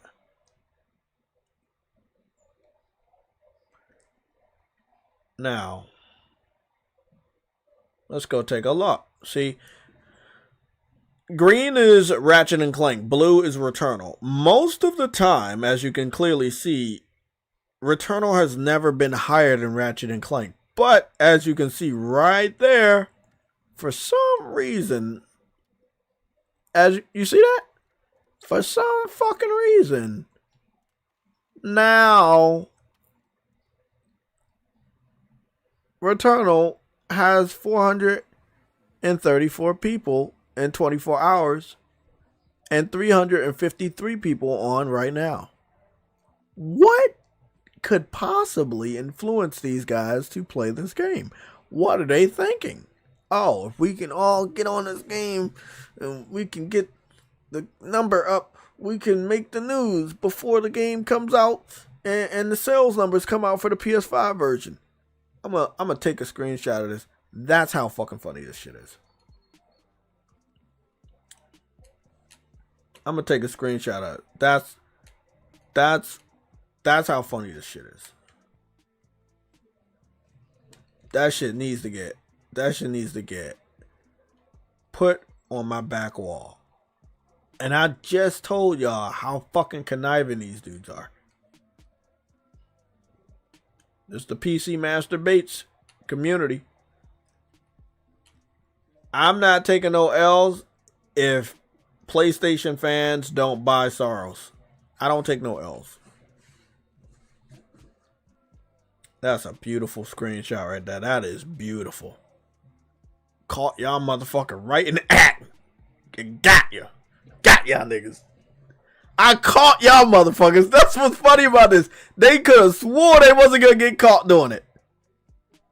So you're port begging, and then you understand that you weren't buying the game. So now all of y'all want to try to go play the game in preparation for SAROS that you ain't getting day one. So you want to do it in a way that can convince the studio to put the game on your platform. You may be coming against a brick wall, which is the PlayStation gamers. If you are PlayStation gamers. If you're just a fucking fan, then yeah, you might want to get the fuck up out of here. But hopefully, if you're a PlayStation gamer and you're listening to the sound of my voice, you already know this is no fucking joke. You already know what to do. We support games over here. We play games over here. We show them off. That is what the other sides don't like. PC fans don't like it. Nintendo fans don't like it. And definitely Xbox fans don't like it. We're about to go take a look at the Amazon bestsellers, but before we do that, I just wanted to show you something that I had made. This is my Housemarque game list folder that I made, and these are my 8 Housemarque games. So let's just run you through the history. All these games are available right now. Super Stardust. If you don't find it on the PlayStation Store, access the PlayStation app and buy it there, and then download it to your console. That's what I had to do. For some reason, I don't know. I had it on Plus or something like that, but I couldn't download it on the store. So I downloaded it on the store from my PlayStation app, and it worked. And so now I have it installed. So it was Super Stardust first. Come to find out, these guys been around since the 90s. They merged with another studio, and that's how they got the name Housemarque. They made a game called Stardust, and then that was their original game back in the day. And they worked with Sony, and they made Super Stardust. This one was published by Sony, and then after that, what we got from them was Dead Nation. Dead Nation was an isometrical, kind of like top-down zombie game, right? That's what they were good at. It was really good-looking game, really fun game, right? So they're versatile. They don't only make space games, but most of their shit is in space. This was the first game that was not in space. So this was Dead Nation. Then after Dead Nation, I believe it goes Resogun, which was launched on a PS4. And I think they gave it to us on Plus, or they gave it away for free. I don't know how we got it, but I think I picked it up, but I don't know. Resogun was there day one, and this was by Housemarque. Now, what happened is they had different little spaceships and stuff like that from Wipeout, which, Sony got rid of that studio. They closed them down too. Studio Liverpool. But in the game, you could make your own ships. The community made all types of ships. So you can make a toilet. You want to make Mario. You want to make Sonic. You can do that. So again, we got Super Stardust, then Dead Nation, then Resogun, then Alien Nation, then NX Machina, then Matterfall. Matterfall is where my eyebrows were really raised when I saw the main character looking as good as the main character design looked. And I was like, wow, they're showing off their muscles. They're showing that they can make some good looking graphics, some good looking characters. I said, there's something here, bro. And I kept being fixated on the game. It's something there. That ended up taking them to Returnal, where they just went to a whole different level, as you know, right? So after Returnal, as you know, now they're in the big leagues. And we got SAROS. So 8 games are available from them. One of the games, which we looked at this on PC, we don't have access to that because that's a PS3 360 era game, so it's not available that I know of, even on streaming. But yeah, this is Housemarque. These are the 8 games available. Out of these 8 games, only 2 of them ever went to PC from this line. And that was Returnal, got ported years later. to PC, and then NX Machina that was launched on PC and PlayStation 4 day one, published by them, not by Sony.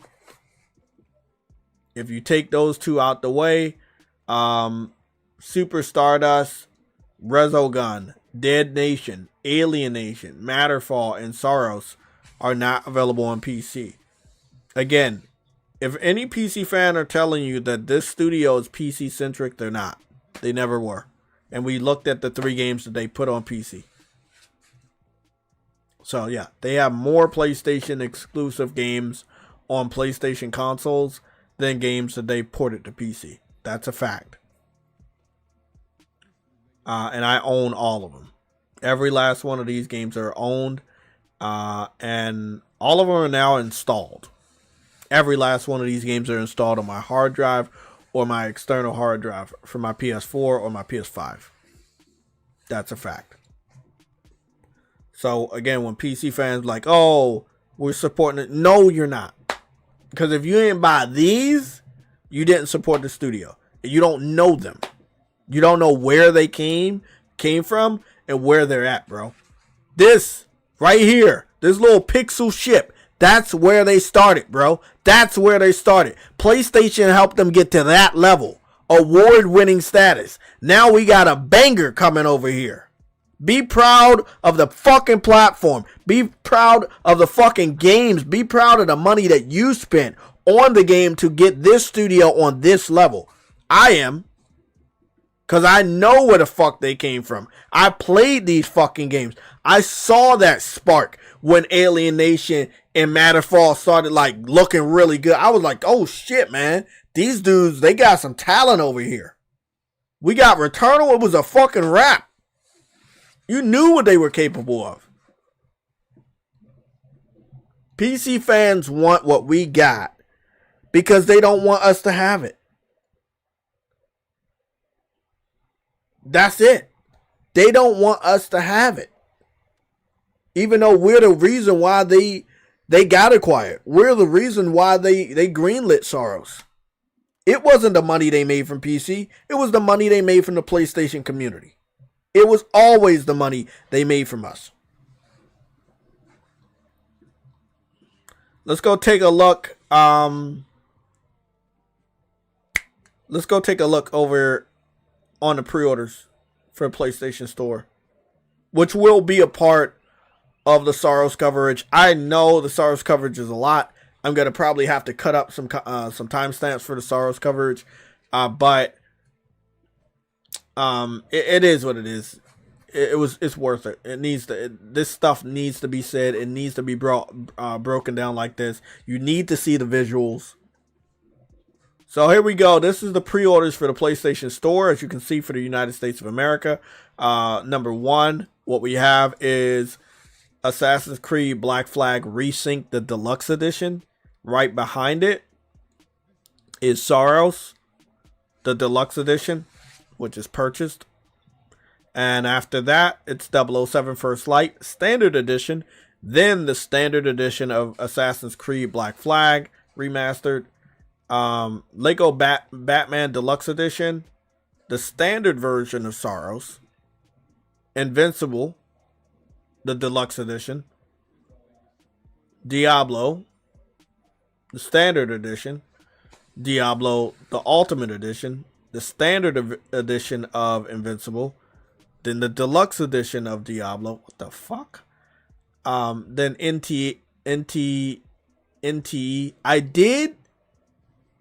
I wasn't going to go pre-order the Founders Pack for $10, but I said fuck it. Because I ate some fucking food way more, cost more than that. I said fuck it, whatever. So that's what I did. I pulled the trigger on that. What? Diablo Age of Hatred Collection. There's a lot of Diablo shit here. Lego Batman Standard Edition. Echoes of Encred Sword Art Online Ultimate Edition. Beast of Reincarnation Deluxe Edition. Directive 8020 Ultimate Edition of Marvel Token Fighting Souls. That's another PlayStation Studio game made possible because of PlayStation. Nobody else. Metal Gear Solid Master Collection 2. I could care less. I think they should do more than whatever they're doing. I don't know how good it's gonna look. Hopefully, it looks a lot better. But someone's telling me they're not gonna work that hard. Especially they're charging us $50. So I really hope they work hard on the visuals, but I don't think they are. And then we have Echoes of Incred Sword Art Online Deluxe Edition. And so, just so nobody can say that I'm cheating, I'm not. This is how I'm sorting it. I'm sorting by best selling. So this is sorted by the best selling, and these are the best sellers. SAROS is number 2 going into the launch of the game. In the deluxe edition, you get 2 days early. So we are currently 1 day, 6 hours, and 1 minute away. If you have the deluxe edition, which you get to play 2 days early. So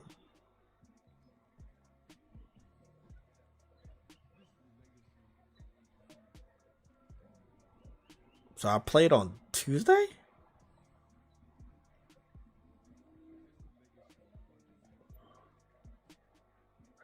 So hold on, let me go through this. So after the 6 hours is done, that's tomorrow.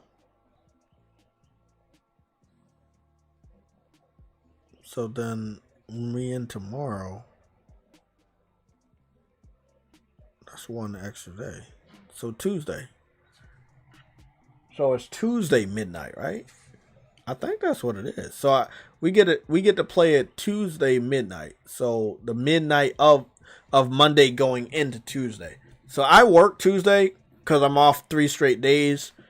So what I was thinking about doing, now I know I have to, I'll capture some gameplay roughly around midnight, direct feed from the console, and edit it on a Share Factory, and then I'll have it timed to go up early in the morning, something like that. So again, Share Factory video editor, it's free for anyone and everybody can use it.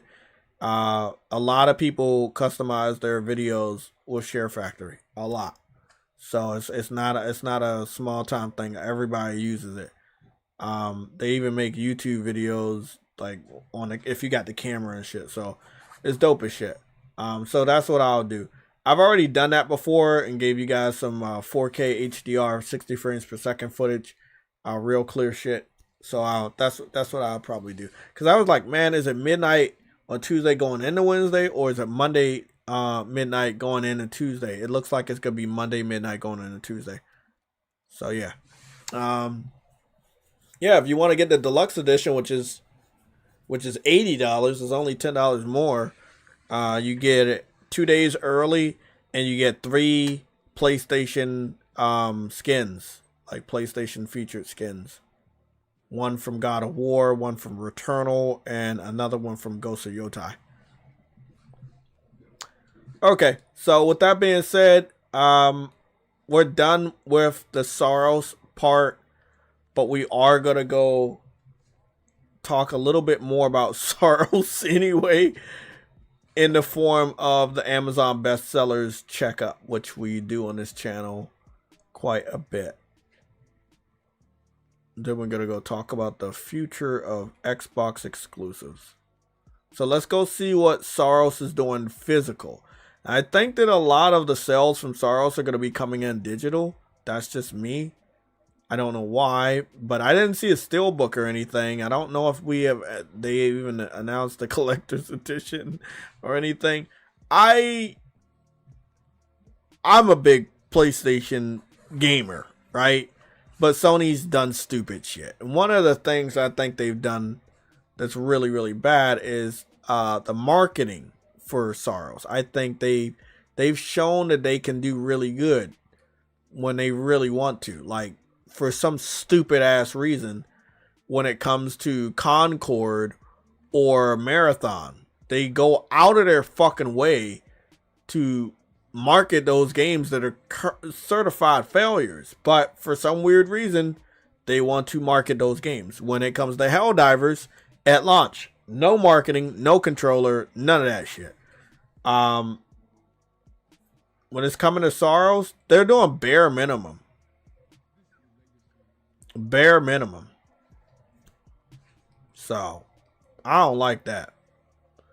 So, we're currently at an Amazon bestsellers for video games. We're just going to see where SAROS is, if it's on the list. We're also going to be looking for a PS5 or PS5 Pro on the list, which I highly doubt.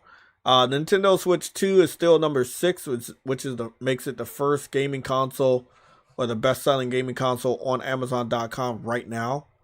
Then we have the black PS5 controller, which is almost always in the top 10 now. Like, I guess people just like black PlayStation consoles. I mean, there was a lot of black PlayStation consoles, even the first one. I think the developer version or something like that. It came in all black. It was dope. I see that the PS5 version of Assassin's Creed Black Flag Resynced is up there. It has been confirmed by Ubisoft that it will have ray tracing, and they will be doing everything in their power to make sure that they can make it really good with the PSSR 2.0. Not their words, but I'm just paraphrasing. They did say that they really enjoyed the technology, so based off of what's going on. Oh, there we go. We got SAROS. Based on what's going on with, Assassin's Creed Shadows, I do believe them. Okay, so we got SAROS. SAROS is hitting down here at number 33. Now, this is the crazy thing. I have not seen SAROS on the first page of the Amazon bestsellers at all.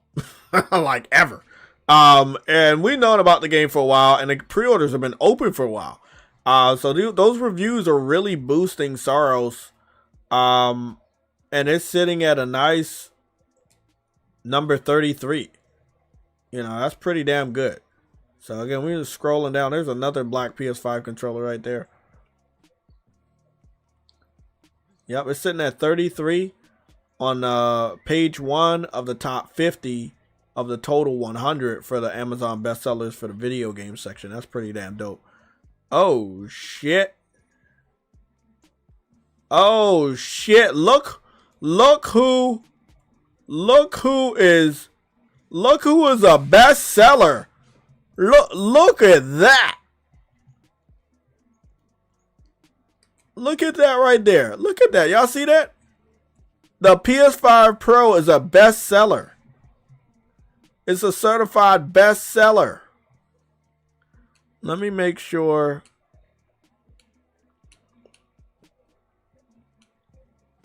That's dope. That's dope as shit. Oh yeah, I'm taking a screenshot of that because they always claim, well, we don't got no bestseller. Fuck out of here. The craziest thing though is it is obviously sold out. That's one thing I do know. It is obviously sold out. You can tell when something's not sold out because it'll have a price underneath. PS5 Pro has 16 offers, but it has no certified price.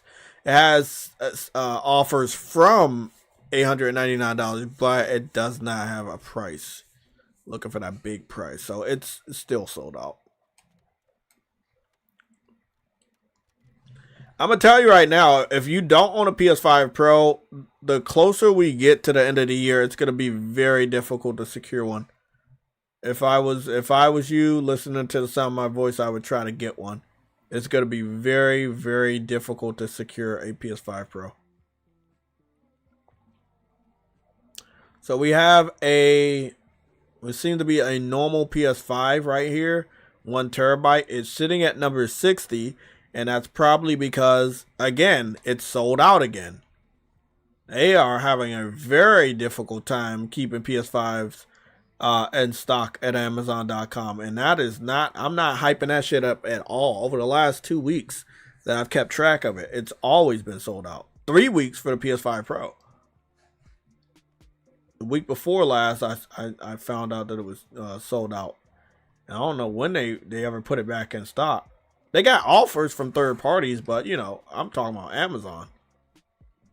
Crimson Desert still lurking around there on PS5 for number 91. That's still pretty good. That game's been out for almost a month now. Look at Invincible. Not high at all. Not high. But I think that based off of the fighting scene, more people watching the animated series, I think that people are going to get into this game. And I think it's going to be really big on the fighting scene. I like that collector's edition. That's dope. $100 for that. That looks nice. That's very, very nice. And that's pretty much it. There's oh, okay. There's not a lot of other games.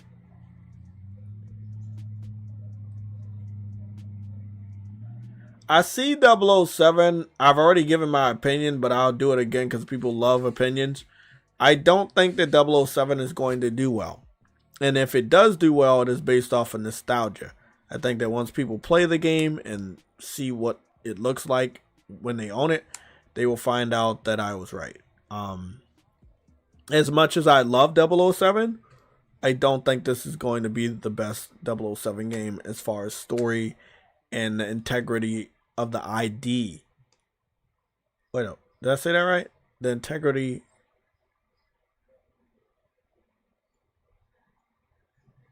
I said the integrity of that. Let me say that again. The integrity of the persona of James Bond. I just don't think it's going to be the James Bond, obviously, that we grew up with, or any. Yes, even the Daniel Craig one. It's. I look at this shit and it reminds me of Nathan Drake pretending to be fucking 007, and I don't like that, bro. It's I'm gonna be honest, it's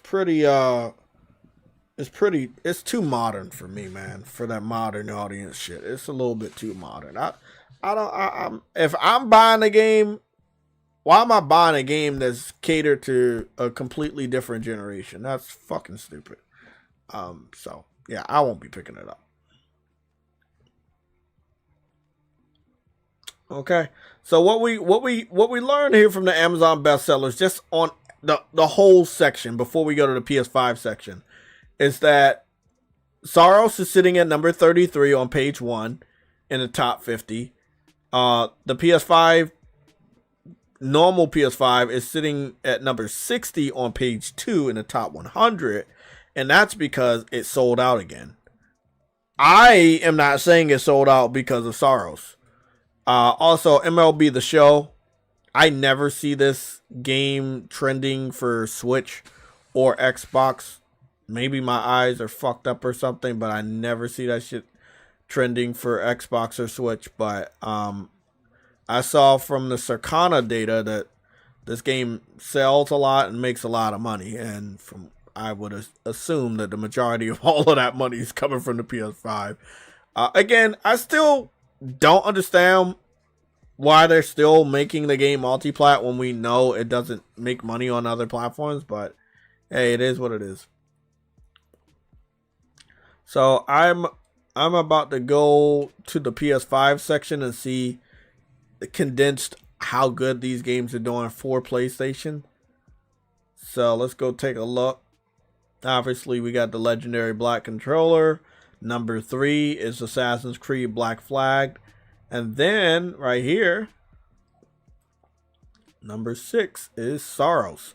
So, I figured as much. Worldwide is sitting at number 33. PS5 specific is sitting at number 6. That's very impressive. That's almost in the top 5. But it is in the top 10 for the PS5 section. It is about to be in the top 5. That is really, really good. I think this game is going to sell very well. I don't think that it's going to sell bad. Again, it needs to do 2.5 million roughly within a month. That means not 4 weeks. That means 3 weeks. I believe that's going to really turn Sony's head. I think if it can do 2 million in 2 weeks, Sony gonna stand up and start clapping and shit and make these dudes a new studio. I think the game's gonna be supported. I think the PlayStation gamers know what's at stake. We've lost fucking 9 studios in the last 6 years. We've lost over 10 different games in the last 6 years. 1 second.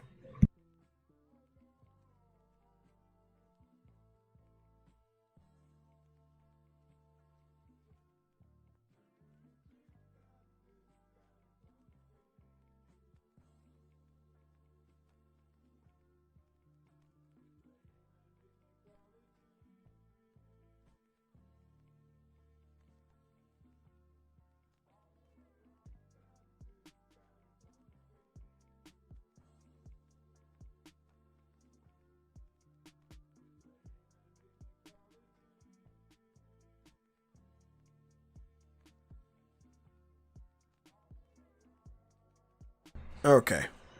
So, back to it. I think that when we take a look at, did I move this down to 11? Okay, I did move that down to 11. Yeah, when we take a look at PS5 section, it's exactly what we expect. But again, SAROS is like super high up there. Yes, I know it's coming out like in less than 2 days now on Deluxe, or roughly what? On the 30th. The original date is the 30th, so it's coming out the 30th worldwide. But if you got the Deluxe edition, it's coming out within the next 2 days. But Crimson Desert's still hanging in there for PS5 specific section. That's 27. It's not bad. MLB The Show 23. Invincible Collector's Edition is sitting at number 24. 007, again, I believe 007 is, I think 007 got pushed back again. I forgot when it comes out, and I don't really care, but 007 is sitting at 21. It's coming out at the end of May, and we're at the end of April. Will it get higher? Maybe. Again, I feel like it has a lot of convincing to do. It's not going to convince me. I already saw through the bullshit. Any and everything they show now is just going to be PR in order to help convince more people that the game is good enough to buy. And I'm not going to be one of those dumbasses. I will not be buying that game. But I will watch the car accident. Yeah, I'll sit on the side and watch that fucking that car crash, and tell y'all I told you so. But besides that, I see Resident Evil 9 is still number 15. Pragmata is number 11. That's doing really good for PlayStation. Again, even when I went to when we looked at the worldwide bestsellers, we never seen Pragmata on Xbox trending that high. We never seen Pragmata on Switch trending that high. And this is the United States, so like PlayStation, when we get that earnings call, that financial earnings call in the middle of May, it's PlayStation gonna look like they winning, bro. Like it's gonna look like they winning big time. I do also expect a new milestone for the console sold within the next 2 months, anywhere between May and June, because that's when the financials are coming. But I do expect them to be brave enough to do that. Okay. Well, that's it for the Amazon bestsellers. We've covered SAROS already, and now, last but not least, we're going to be covering Xbox and what the fuck are their fanboys doing. Visually, I have to show you a screenshot. I have to show you what they're doing. I feel like I can't put in the words how they're acting. I feel like if you see it, you'll be like, oh, they're fucking cuckoo for Cocoa Puffs. And I'm just being honest. It's what you need to see.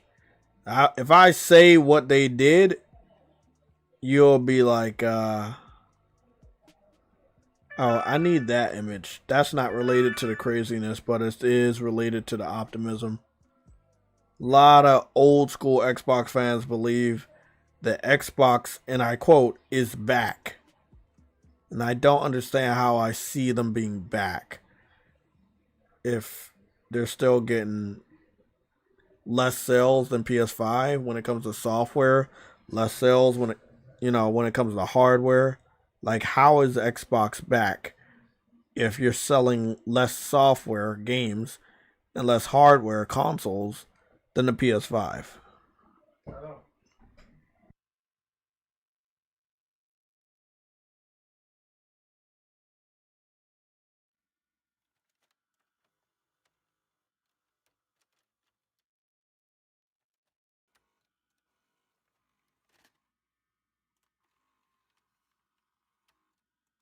Okay, let's cover this segment. This should be fun.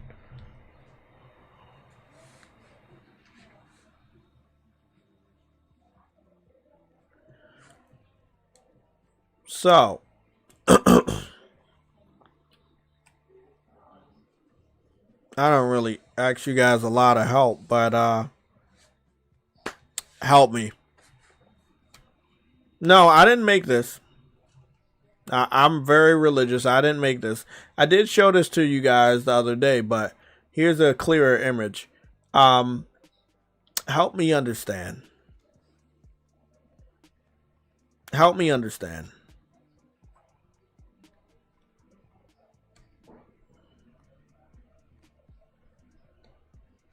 Can somebody in the chat help me understand? Make sense of this?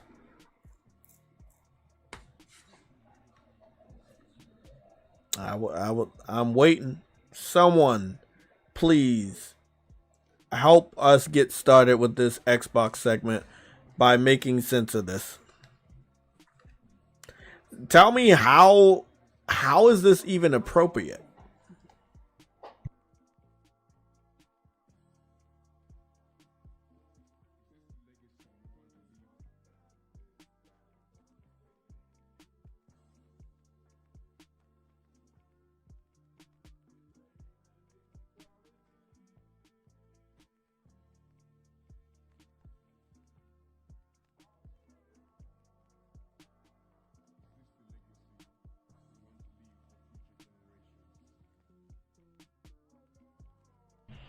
I'm waiting. I legit got a stack of dinner here. Lethal, you said they're looking for a savior for their dying platform. Okay, that's cool. Um, wasn't Phil Spencer the savior?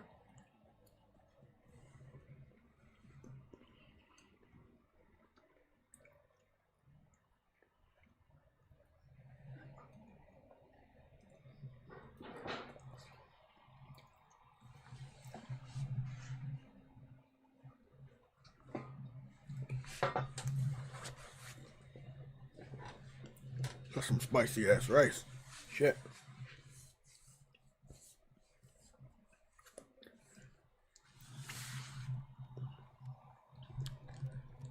I was told that Xbox didn't need to be saved. I was told that Phil Spencer saved Xbox.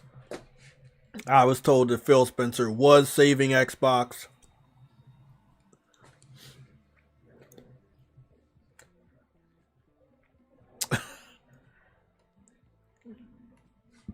Let's go to the next piece of proof. Tom Warren, a journalist, veteran. We already knew that he was a Xbox fanboy at heart. He's exposed it multiple times. He's not really hiding it anymore. Most of us are blocked by this guy. But he does work in the industry. And this is what he said. He says, I see a lot of people saying the new Xbox logo looks like Apple's liquid glass. Did y'all forget about the original Xbox dashboard? A lot of Xbox fans believe that Xbox is back because they think they're going to go back to the age of this. I'm going to keep this here because you guys have to see it, right? You got to read this. Let's read it off. This comes from PH. He says, this and save Xbox console. Bring console exclusives again. Not PlayStation. Now, he knows the game has to keep going to it has to keep going to PC. So he says console exclusives. Now, that's the thing.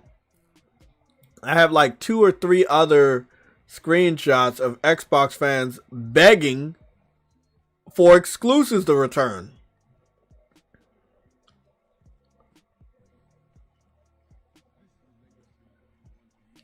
There's one image right there. There's another image right there. Let me get both of the images.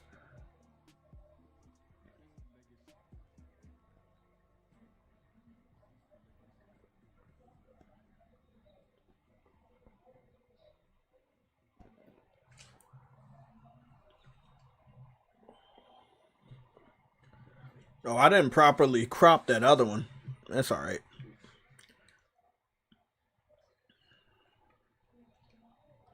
This one right here.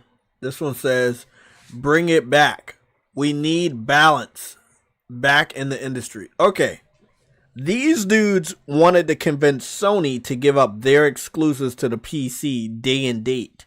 Now they're saying we need balance.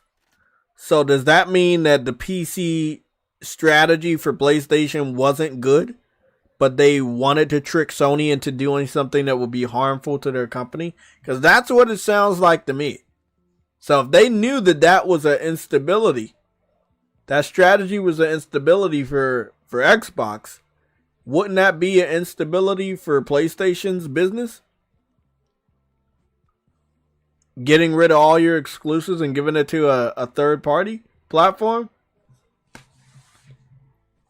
Make it make sense. Make it make sense. Here's the other one. Oh no, this is the same one. This was cropped. I think I have 2.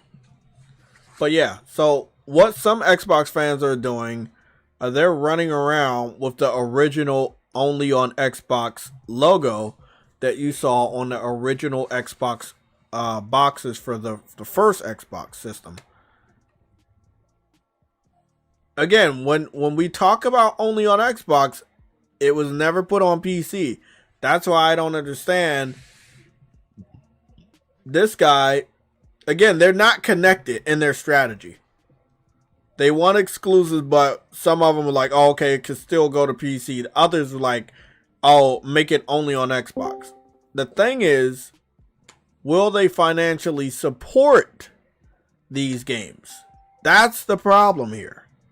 You can get exclusives back, but will you financially be able to support exclusives? We see how PlayStation fans act. Look at SAROS. We took a look at it. All over the place. It's doing great. Can Xbox fans do what we do? That's the question.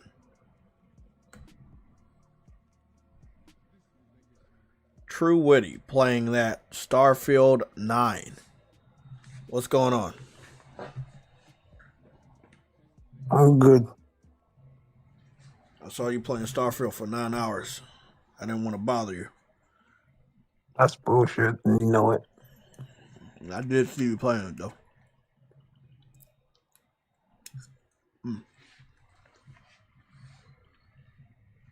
That's some good ass rice.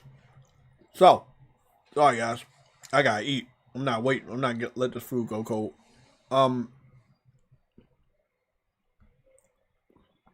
It's a real thing though. It's a real thing that Xbox fans want exclusives back.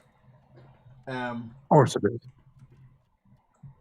Not just catching them begging Aaron Greenberg for it, but you can go anywhere on YouTube and you can see that they're making up, obviously, fake ass videos talking about them getting it.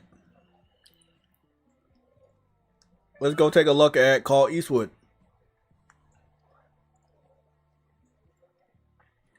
Oh, look. There's another PlayStation ad for Starfield. Besides Clint Eastwood's, look at that. See Pragmata, SAROS, Starfield, and 007. Discover your next adventure. They really care about PlayStation Store. Obviously, they make a ton of money off of it. That's another reason why they about to stop putting games on PC. They don't make no money. They make absolutely no money putting their games on Steam.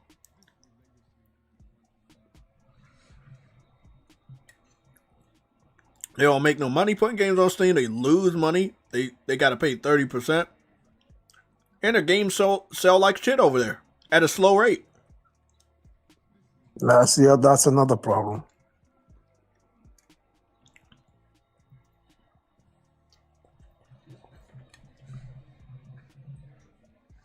I've definitely been capturing a big boost of more marketing from PlayStation all across Twitter, YouTube, and Instagram. They're definitely marketing a lot. So, Clint Eastwood posted this 2 days ago. He says, Asha Sharma just saved Xbox. Xbox bringing back. I'm guessing the next word is exclusives.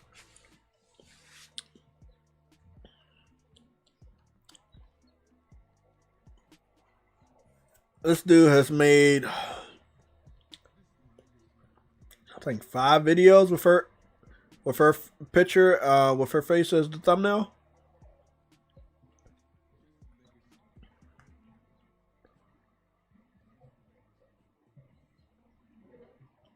I don't get it, man. These dudes really do want to be saved. They really do. That's a tall ass order at the end of the gen.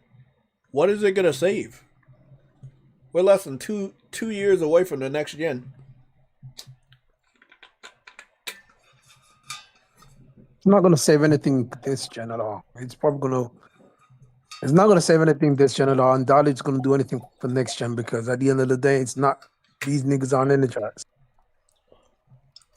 They only energized for having exclusive, but to buy games, they're not energized. And you can't have exclusive without buying games. It don't make no sense. Exactly. That's a fact. That's a fact right there. They want exclusives, but they won't buy them. They're still gonna play them through Game Pass. If he cared about exclusives, he would have showed a collection behind them. No, there's no fucking game collection behind him. Nope. None of that behind him.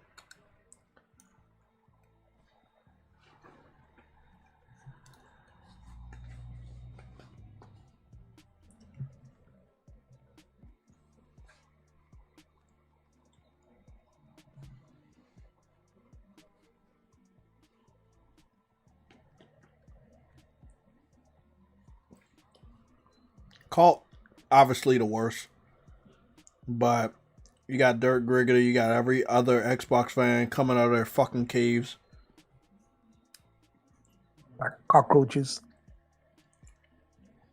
PC fans are cockroaches. These guys are just... They need to go back to the insane asylum. And this thing is a PC guys are cockroaches. Oh shit. I just don't get it. Like, they really think they're getting exclusives, but they don't buy games. That's like PC. PC fans believe that even not buying our games that Sony ports to their platform, that Sony would keep porting the games to their platform.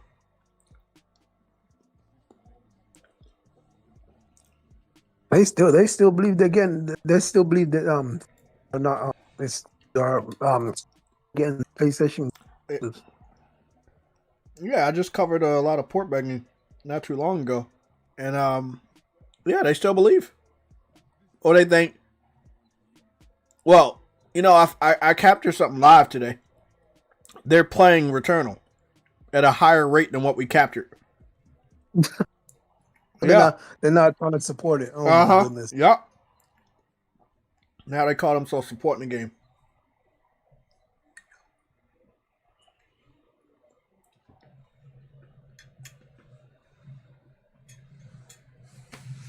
I don't get it.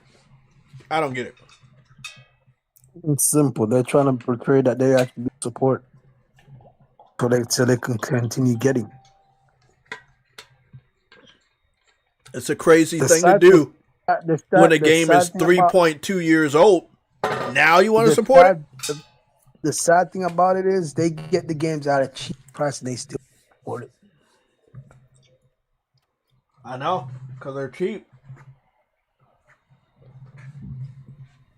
You're cheap like that.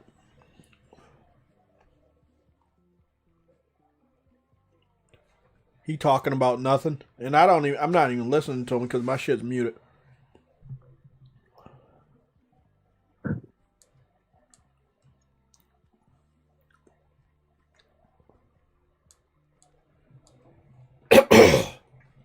Damn, that's some spicy ass rice. Fuck. Mouth burning.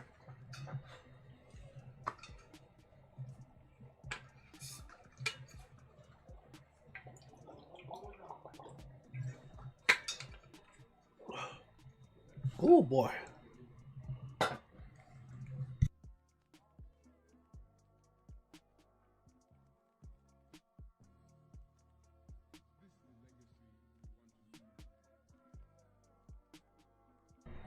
I don't feel like they truly understand the severity of what's about to go down.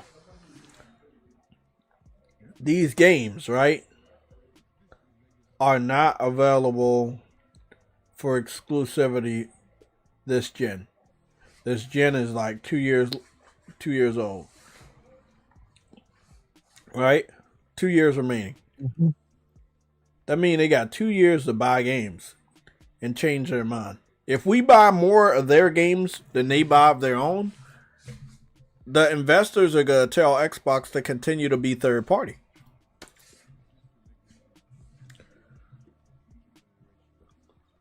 The only people that matter are the people that's buying the games. Why do you think PlayStation getting so many deals with third party? Because we buy games over here. We're the only real platform that buys games.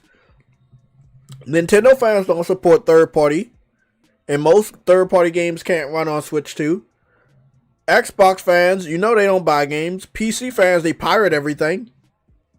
The only platform that's left with big boy technology that can run these great games is PlayStation 5. And the only community that actually buys games is the PlayStation community. You know, live, when I was looking at who owns SAROS, I was looking at the number 59. And I had been talking about 59 of my friends have it. And I went back and it changed to 60. While we were live, somebody else pre-ordered the game. Apollo has subscribed to the channel. Thank you for subscribing.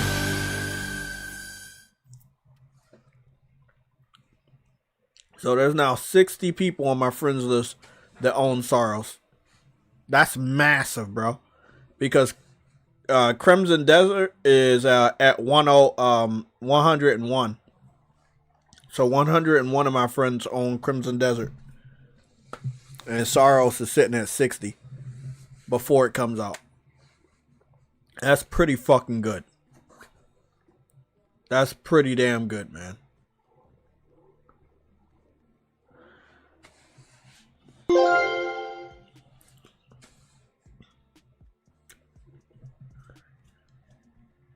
Apollo, you said y'all ponies put what? Y'all ponies put here sad. Laugh out loud. You said y'all ponies put here sad. Thank you for the super chat, but learn how to spell. Nobody's sad. We have great games to play. And I knew somebody like you was coming here. Don't run. I got something that's definitely gonna make you sad.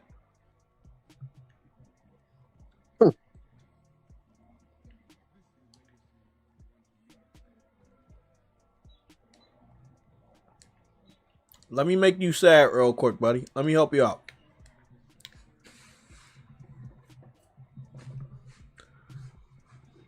Let me fuck your dreams up. What's that right there on the screen? That looks like Halo. on my PlayStation Store. Huh? It looked like it's going to support full DualSense support. Huh? 4 people online? 2 players? That's what it's looking like. That's what it looks like. It looks like Halo is coming to PlayStation. Who the fuck? Why would PlayStation fans be sad about Xbox giving us their exclusives? You gotta make it make sense to me, buddy. Come on, let's do it. Let's do a back and forth. I haven't destroyed an Xbox fan in 8,000 years. Because you guys been hiding. You live in your own plastic bubble. The game that made Xbox what it is coming to the PlayStation 5 and is currently still available on the PlayStation Store to look at, which is what I'm doing right now. I wonder what happens if I type Xbox. Will anything pop up? Oh, we just got some boxing games. What happens if we put Microsoft?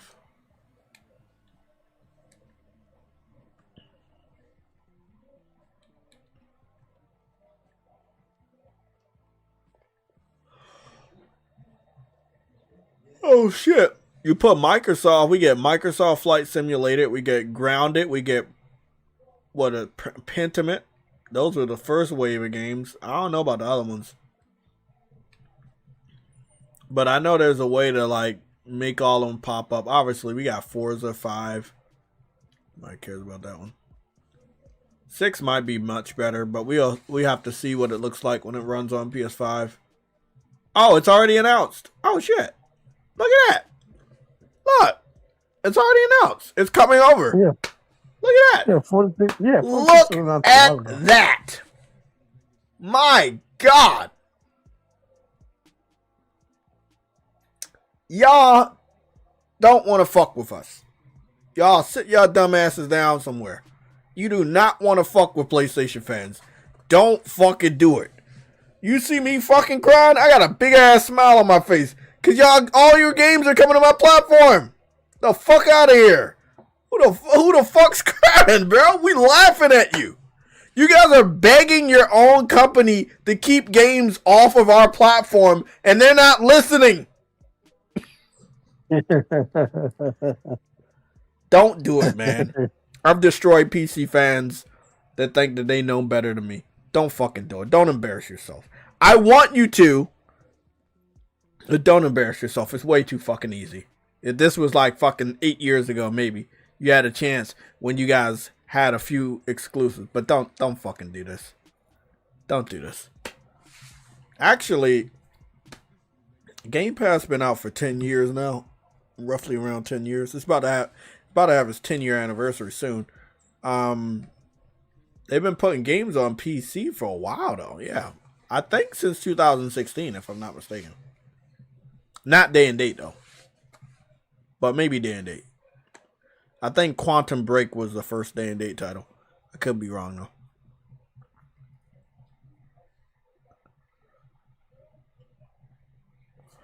though. Okay.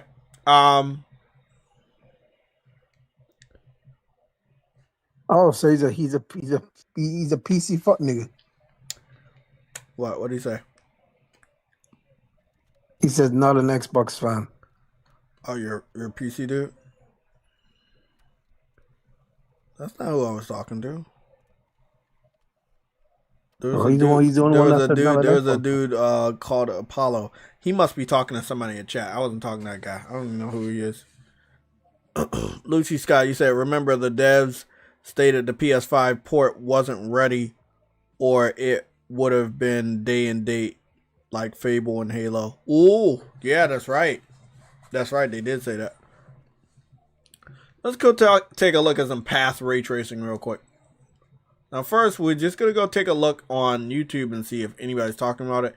Then we will check it out with the AI.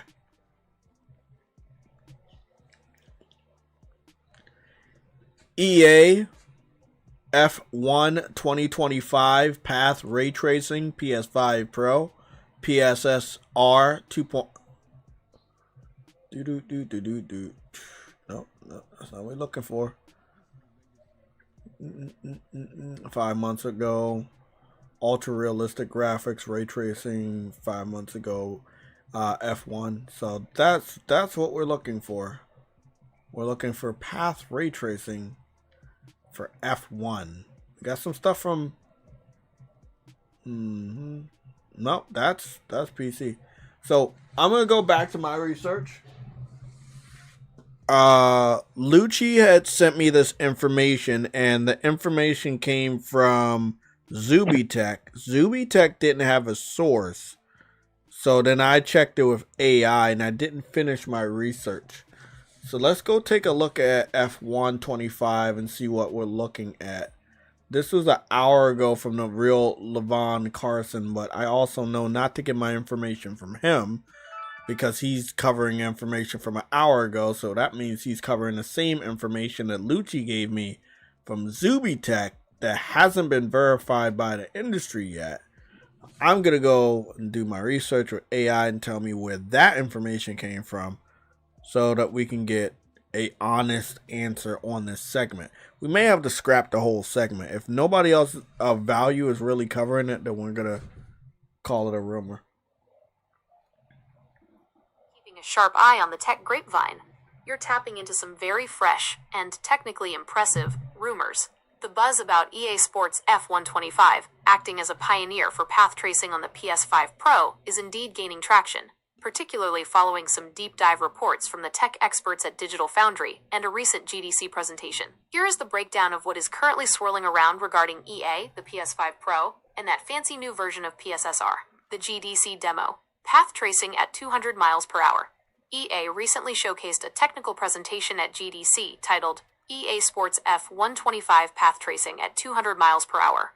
This is likely where the information you saw originated. The goal: EA demonstrated full path tracing, not just limited ray-traced reflections, running on a PS5 Pro. The tech: to get this running, they utilized a proprietary technology called E-Acid Orca. The specs: in the demo, the game was running at a base resolution of 1080p and was being upscaled to 4K via PSSR. Performance: it achieved a stable 30 FPS. While path tracing natively would struggle to hit 20 FPS on this hardware, the combination of Orca and the new PSSR version made it playable for a high-fidelity quality mode, PSSR 2.0, the secret sauce. The introduction of PSSR 2.0, PlayStation Spectral Super Resolution, is the heavy lifter here. Released as part of a major PS5 Pro system update in March 2026, this version offers 1. Improved motion stability, reducing the shimmering or ghosting often seen in high-speed racing games. 2. Better reconstruction. It handles fine details, like the heat haze off an F1 exhaust or fine track textures, much more effectively than version 1.0. 3. Efficiency. It allows developers to drop the internal rendering resolution lower while maintaining a crisp 4K output, providing the headroom needed to turn on path tracing. Is it coming to your console? Currently, there is a small catch. While the demo proved that F125 can handle path tracing on the PS5 Pro, EA has primarily labeled this as a tech demo to show what the engine and the Pro hardware is capable of. As of now, there hasn't been an official consumer patch announced to unlock this specific mode for everyone, but with the Pro's library expanding, it's highly likely this tech will become the standard for ultra settings in future EA Sports titles, or a late season update for F125. This video provides a direct side-by-side comparison. Okay, so right now it's not available for, it's not going to be available for us.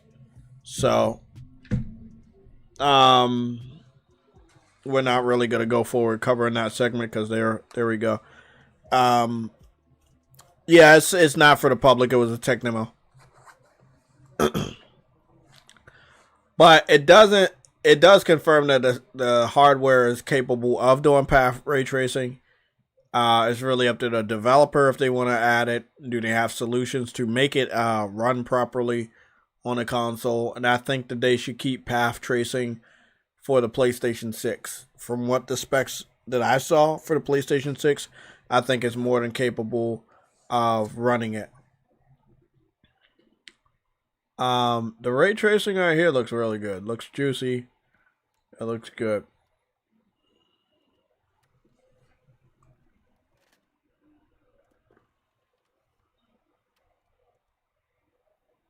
Interesting.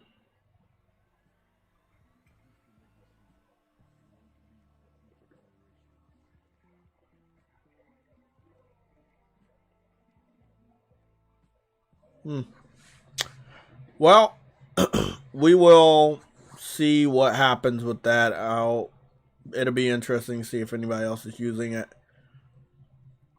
What I want to see in the next, I would just say over the next 6 months is more developers adding some form of ray tracing to their games on PS5 Pro, since the system is capable of handling just normal ray tracing, not path, but just ray tracing reflections, if needed. This looks good. Not gonna lie, this looks really good.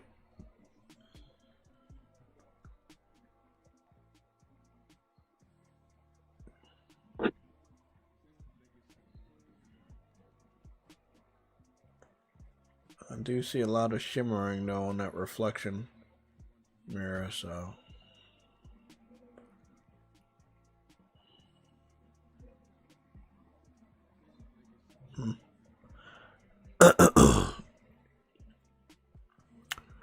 You said deluxe edition Tuesday at 12 midnight. So it is Tuesday midnight. Damn, bro. My job fucking did me dirty. I actually wanted to have those 4 days off, which would have been combined with my normal 2 days off. But for some reason, they were like, no, we want you to work this Tuesday. You can have the Wednesday, the Thursday, and Friday off. And I'm cool with having the Wednesday, Thursday, and Friday off. But damn, I got the deluxe edition. The game starts early, and I would have loved the first day of me playing the fuck out of the game. But I'm booked 5 in the morning to 2 p.m. in the evening. So that'll be something. I'm gonna be jetting the fuck up out of there though. I'll tell you that. I'm gonna be jetting into work. I want to be there on time so I can get off on time. That's one thing that's definitely gonna happen. I want to be in there on time so I can get off on time. It's cool that it's possible. I always secretly knew that it was possible. I'm glad that we have proof to confirm that it's possible. You know, it's a tech demo, but it does prove that path ray tracing is possible on PS5 Pro with PSSR 2.0. It's really cool. So that's dope. True Woody, what's going on, man? You got anything to talk about? This was a straightforward Sunday show. I feel like we covered a shitload of a lot of stuff. I did want to show, before we even get up out of here, I wanted to show something that a lot of people don't think about with Returnal, because I got back on there, so I wanted to show you guys this real quick.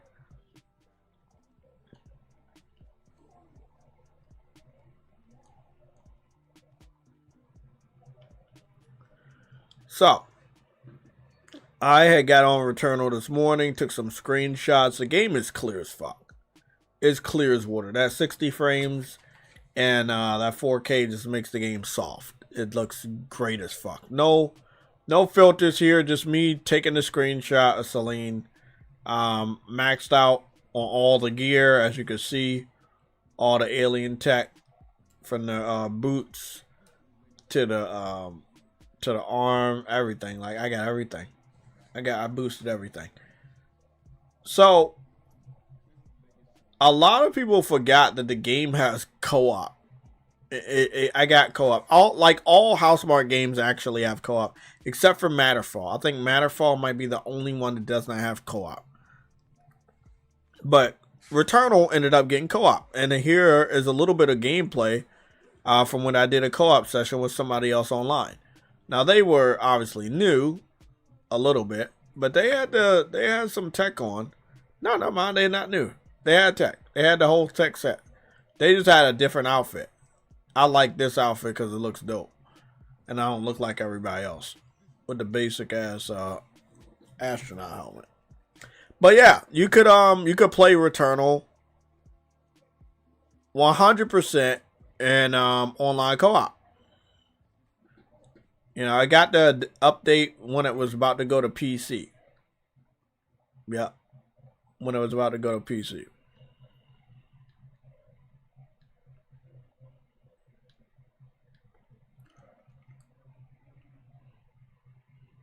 So this it's basically like a multiverse type thing. It's like, well, you're both the same person, but you kind of communicate with the other Celine from a different universe to get help or give help.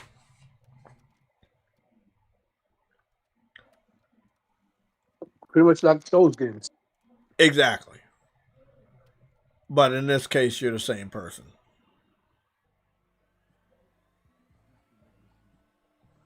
Oh yeah, that's right. You had the laser sword on this game, man. I'm gonna miss that laser sword.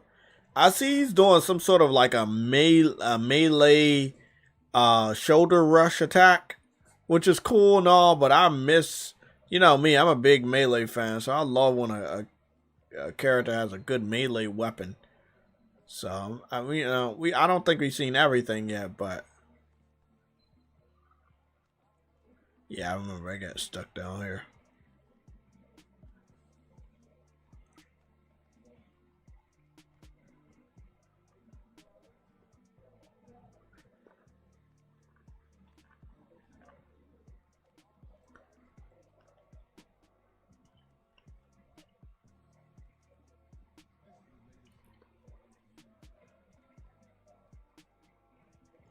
Yeah, I mean, I'm excited about path tracing. I know we won't get a lot of games, if any, publicly that uses the feature, but it is amazing to see that they're doing that on consoles. PC fans just told us 2 weeks ago that that was never going to be possible, but here we are talking about it. PlayStation 6 is going to be a monster. I've seen the specs. I don't think I need to wait any longer before I say that. The PlayStation 6 is going to be a monster in the hands of PlayStation developers, in the hands of third-party devs, in the hands of Mark Cerny that's making it. PlayStation 6 is going to be a monster. It's going to be a force of nature. And that's a fact. Well, guys, it's almost 7 o'clock. Anybody have any questions, you can ask them now. I'm getting out of here at 7 o'clock because I got some good food behind me. I want to eat that, take a shower, relax, and get ready for work. Because because I don't have that day off that I normally have, that Tuesday off. I've been working straight. So like from Thursday, Friday, Saturday, Sunday, Hey, hold on. Monday, and Tuesday. Is it this Tuesday we getting that GTA shit? The 28th, yeah. Oh, okay, yeah, that would be. I guess so. That would be. Let me go check, cause mine's supposed to download it today, right? The 27th. Oh, is it? Does it download? Hold on. I thought it was gonna download today. Maybe I got it wrong.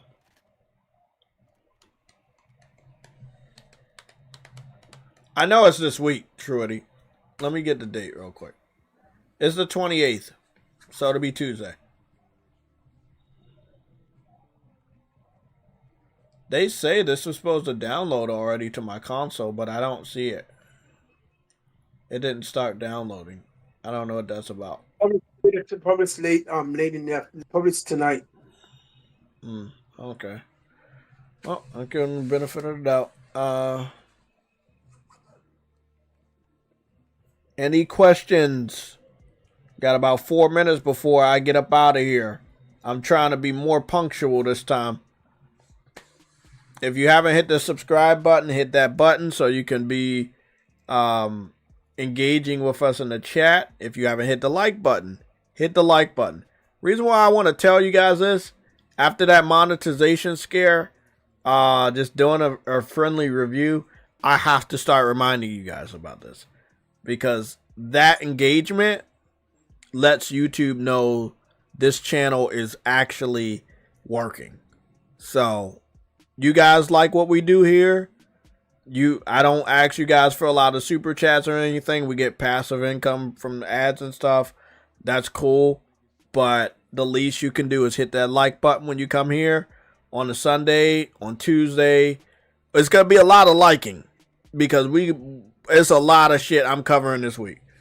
We're covering NTE, which I want to show you a little bit of gameplay on the way out. Yeah, we're covering NTE this week. We're covering SAROS this week, and as well as the brand new update for Crimson Desert. Now remember, the NTE game is a Grand Theft Auto gotcha game. So yes, it's gonna have the little anime characters. Yeah. 3 hours. Huh? You gotta say that again. You breaking up. It downloads in 3 hours. Ah, where does it say It's 3 that? hours before 2 days.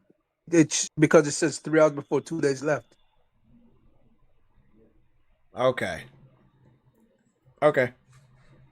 So that'll be about 10 o'clock tonight. We'll see.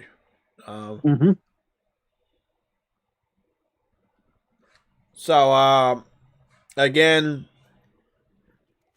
back about NT. This is the game me and True Woody are talking about right now. So NT is like a anime Grand Theft Auto, right? The character models are anime. They do have jiggle physics. That means titties, asses are jiggling, hair, all that stuff is jiggling and moving. But you also got like your free access to Japan, like Tokyo, outskirts village area of Japan.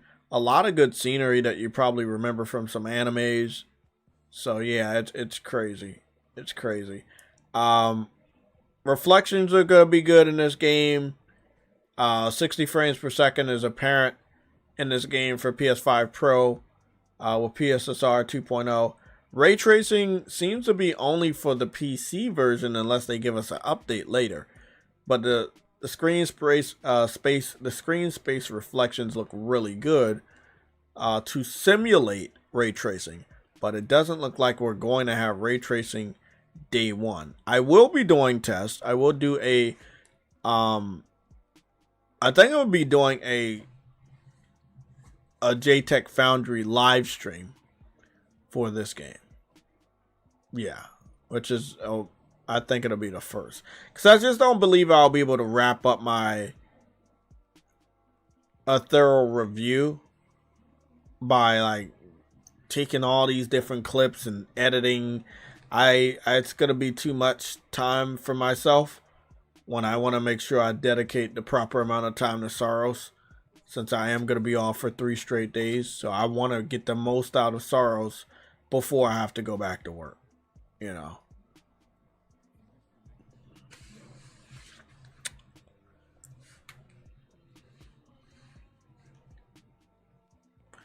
Okay, everybody, it is 7 o'clock. If you're on the channel right now, you can always go to the main page and keep up with me. We have all my links are there. If you go to my page, you can also see all my specs for my PC, the laptop, the monitor, the TV, the consoles I own, you know, all that stuff. Any of the social media information is over there too. My PSN name, my Steam ID, my Twitter name, all of that stuff is available. If for whatever reason you need to get in contact with me, that contact information is there. I also have a community section on this page in the post section where I will post updates and stuff like that and let you guys know what's going on, or just ask you guys some questions. It's been real. We've been focused on the topics we desperately needed to cover today, and I really appreciate you guys being here. I think the next time you see me is going to be a lot this week. Keep it locked to the post section. That is where I'm going to give you updates on when we're going to have certain streams for SAROS, videos that go live for SAROS, and the NTE coverage. It's going to be a big week, man. And just remember, we do different things over here. We're not going to be catching the L as a community effort by not supporting this game. We know what it means when we don't support these games. We know these studios get shut down. I will not be held accountable if other people don't buy this game. I picked the game up. It's day one. The people on my friends list, they are picking it up. It's day one for them. So we not taking L's for any other people on to play nothing but Call of Duty that skip every game anyway. You know, we're not taking L's for those guys. But I have great confidence that the PlayStation community, they know greatness when they see it, and they support greatness day one. That's what I do know. Okay. Everybody have a great night. I'm out.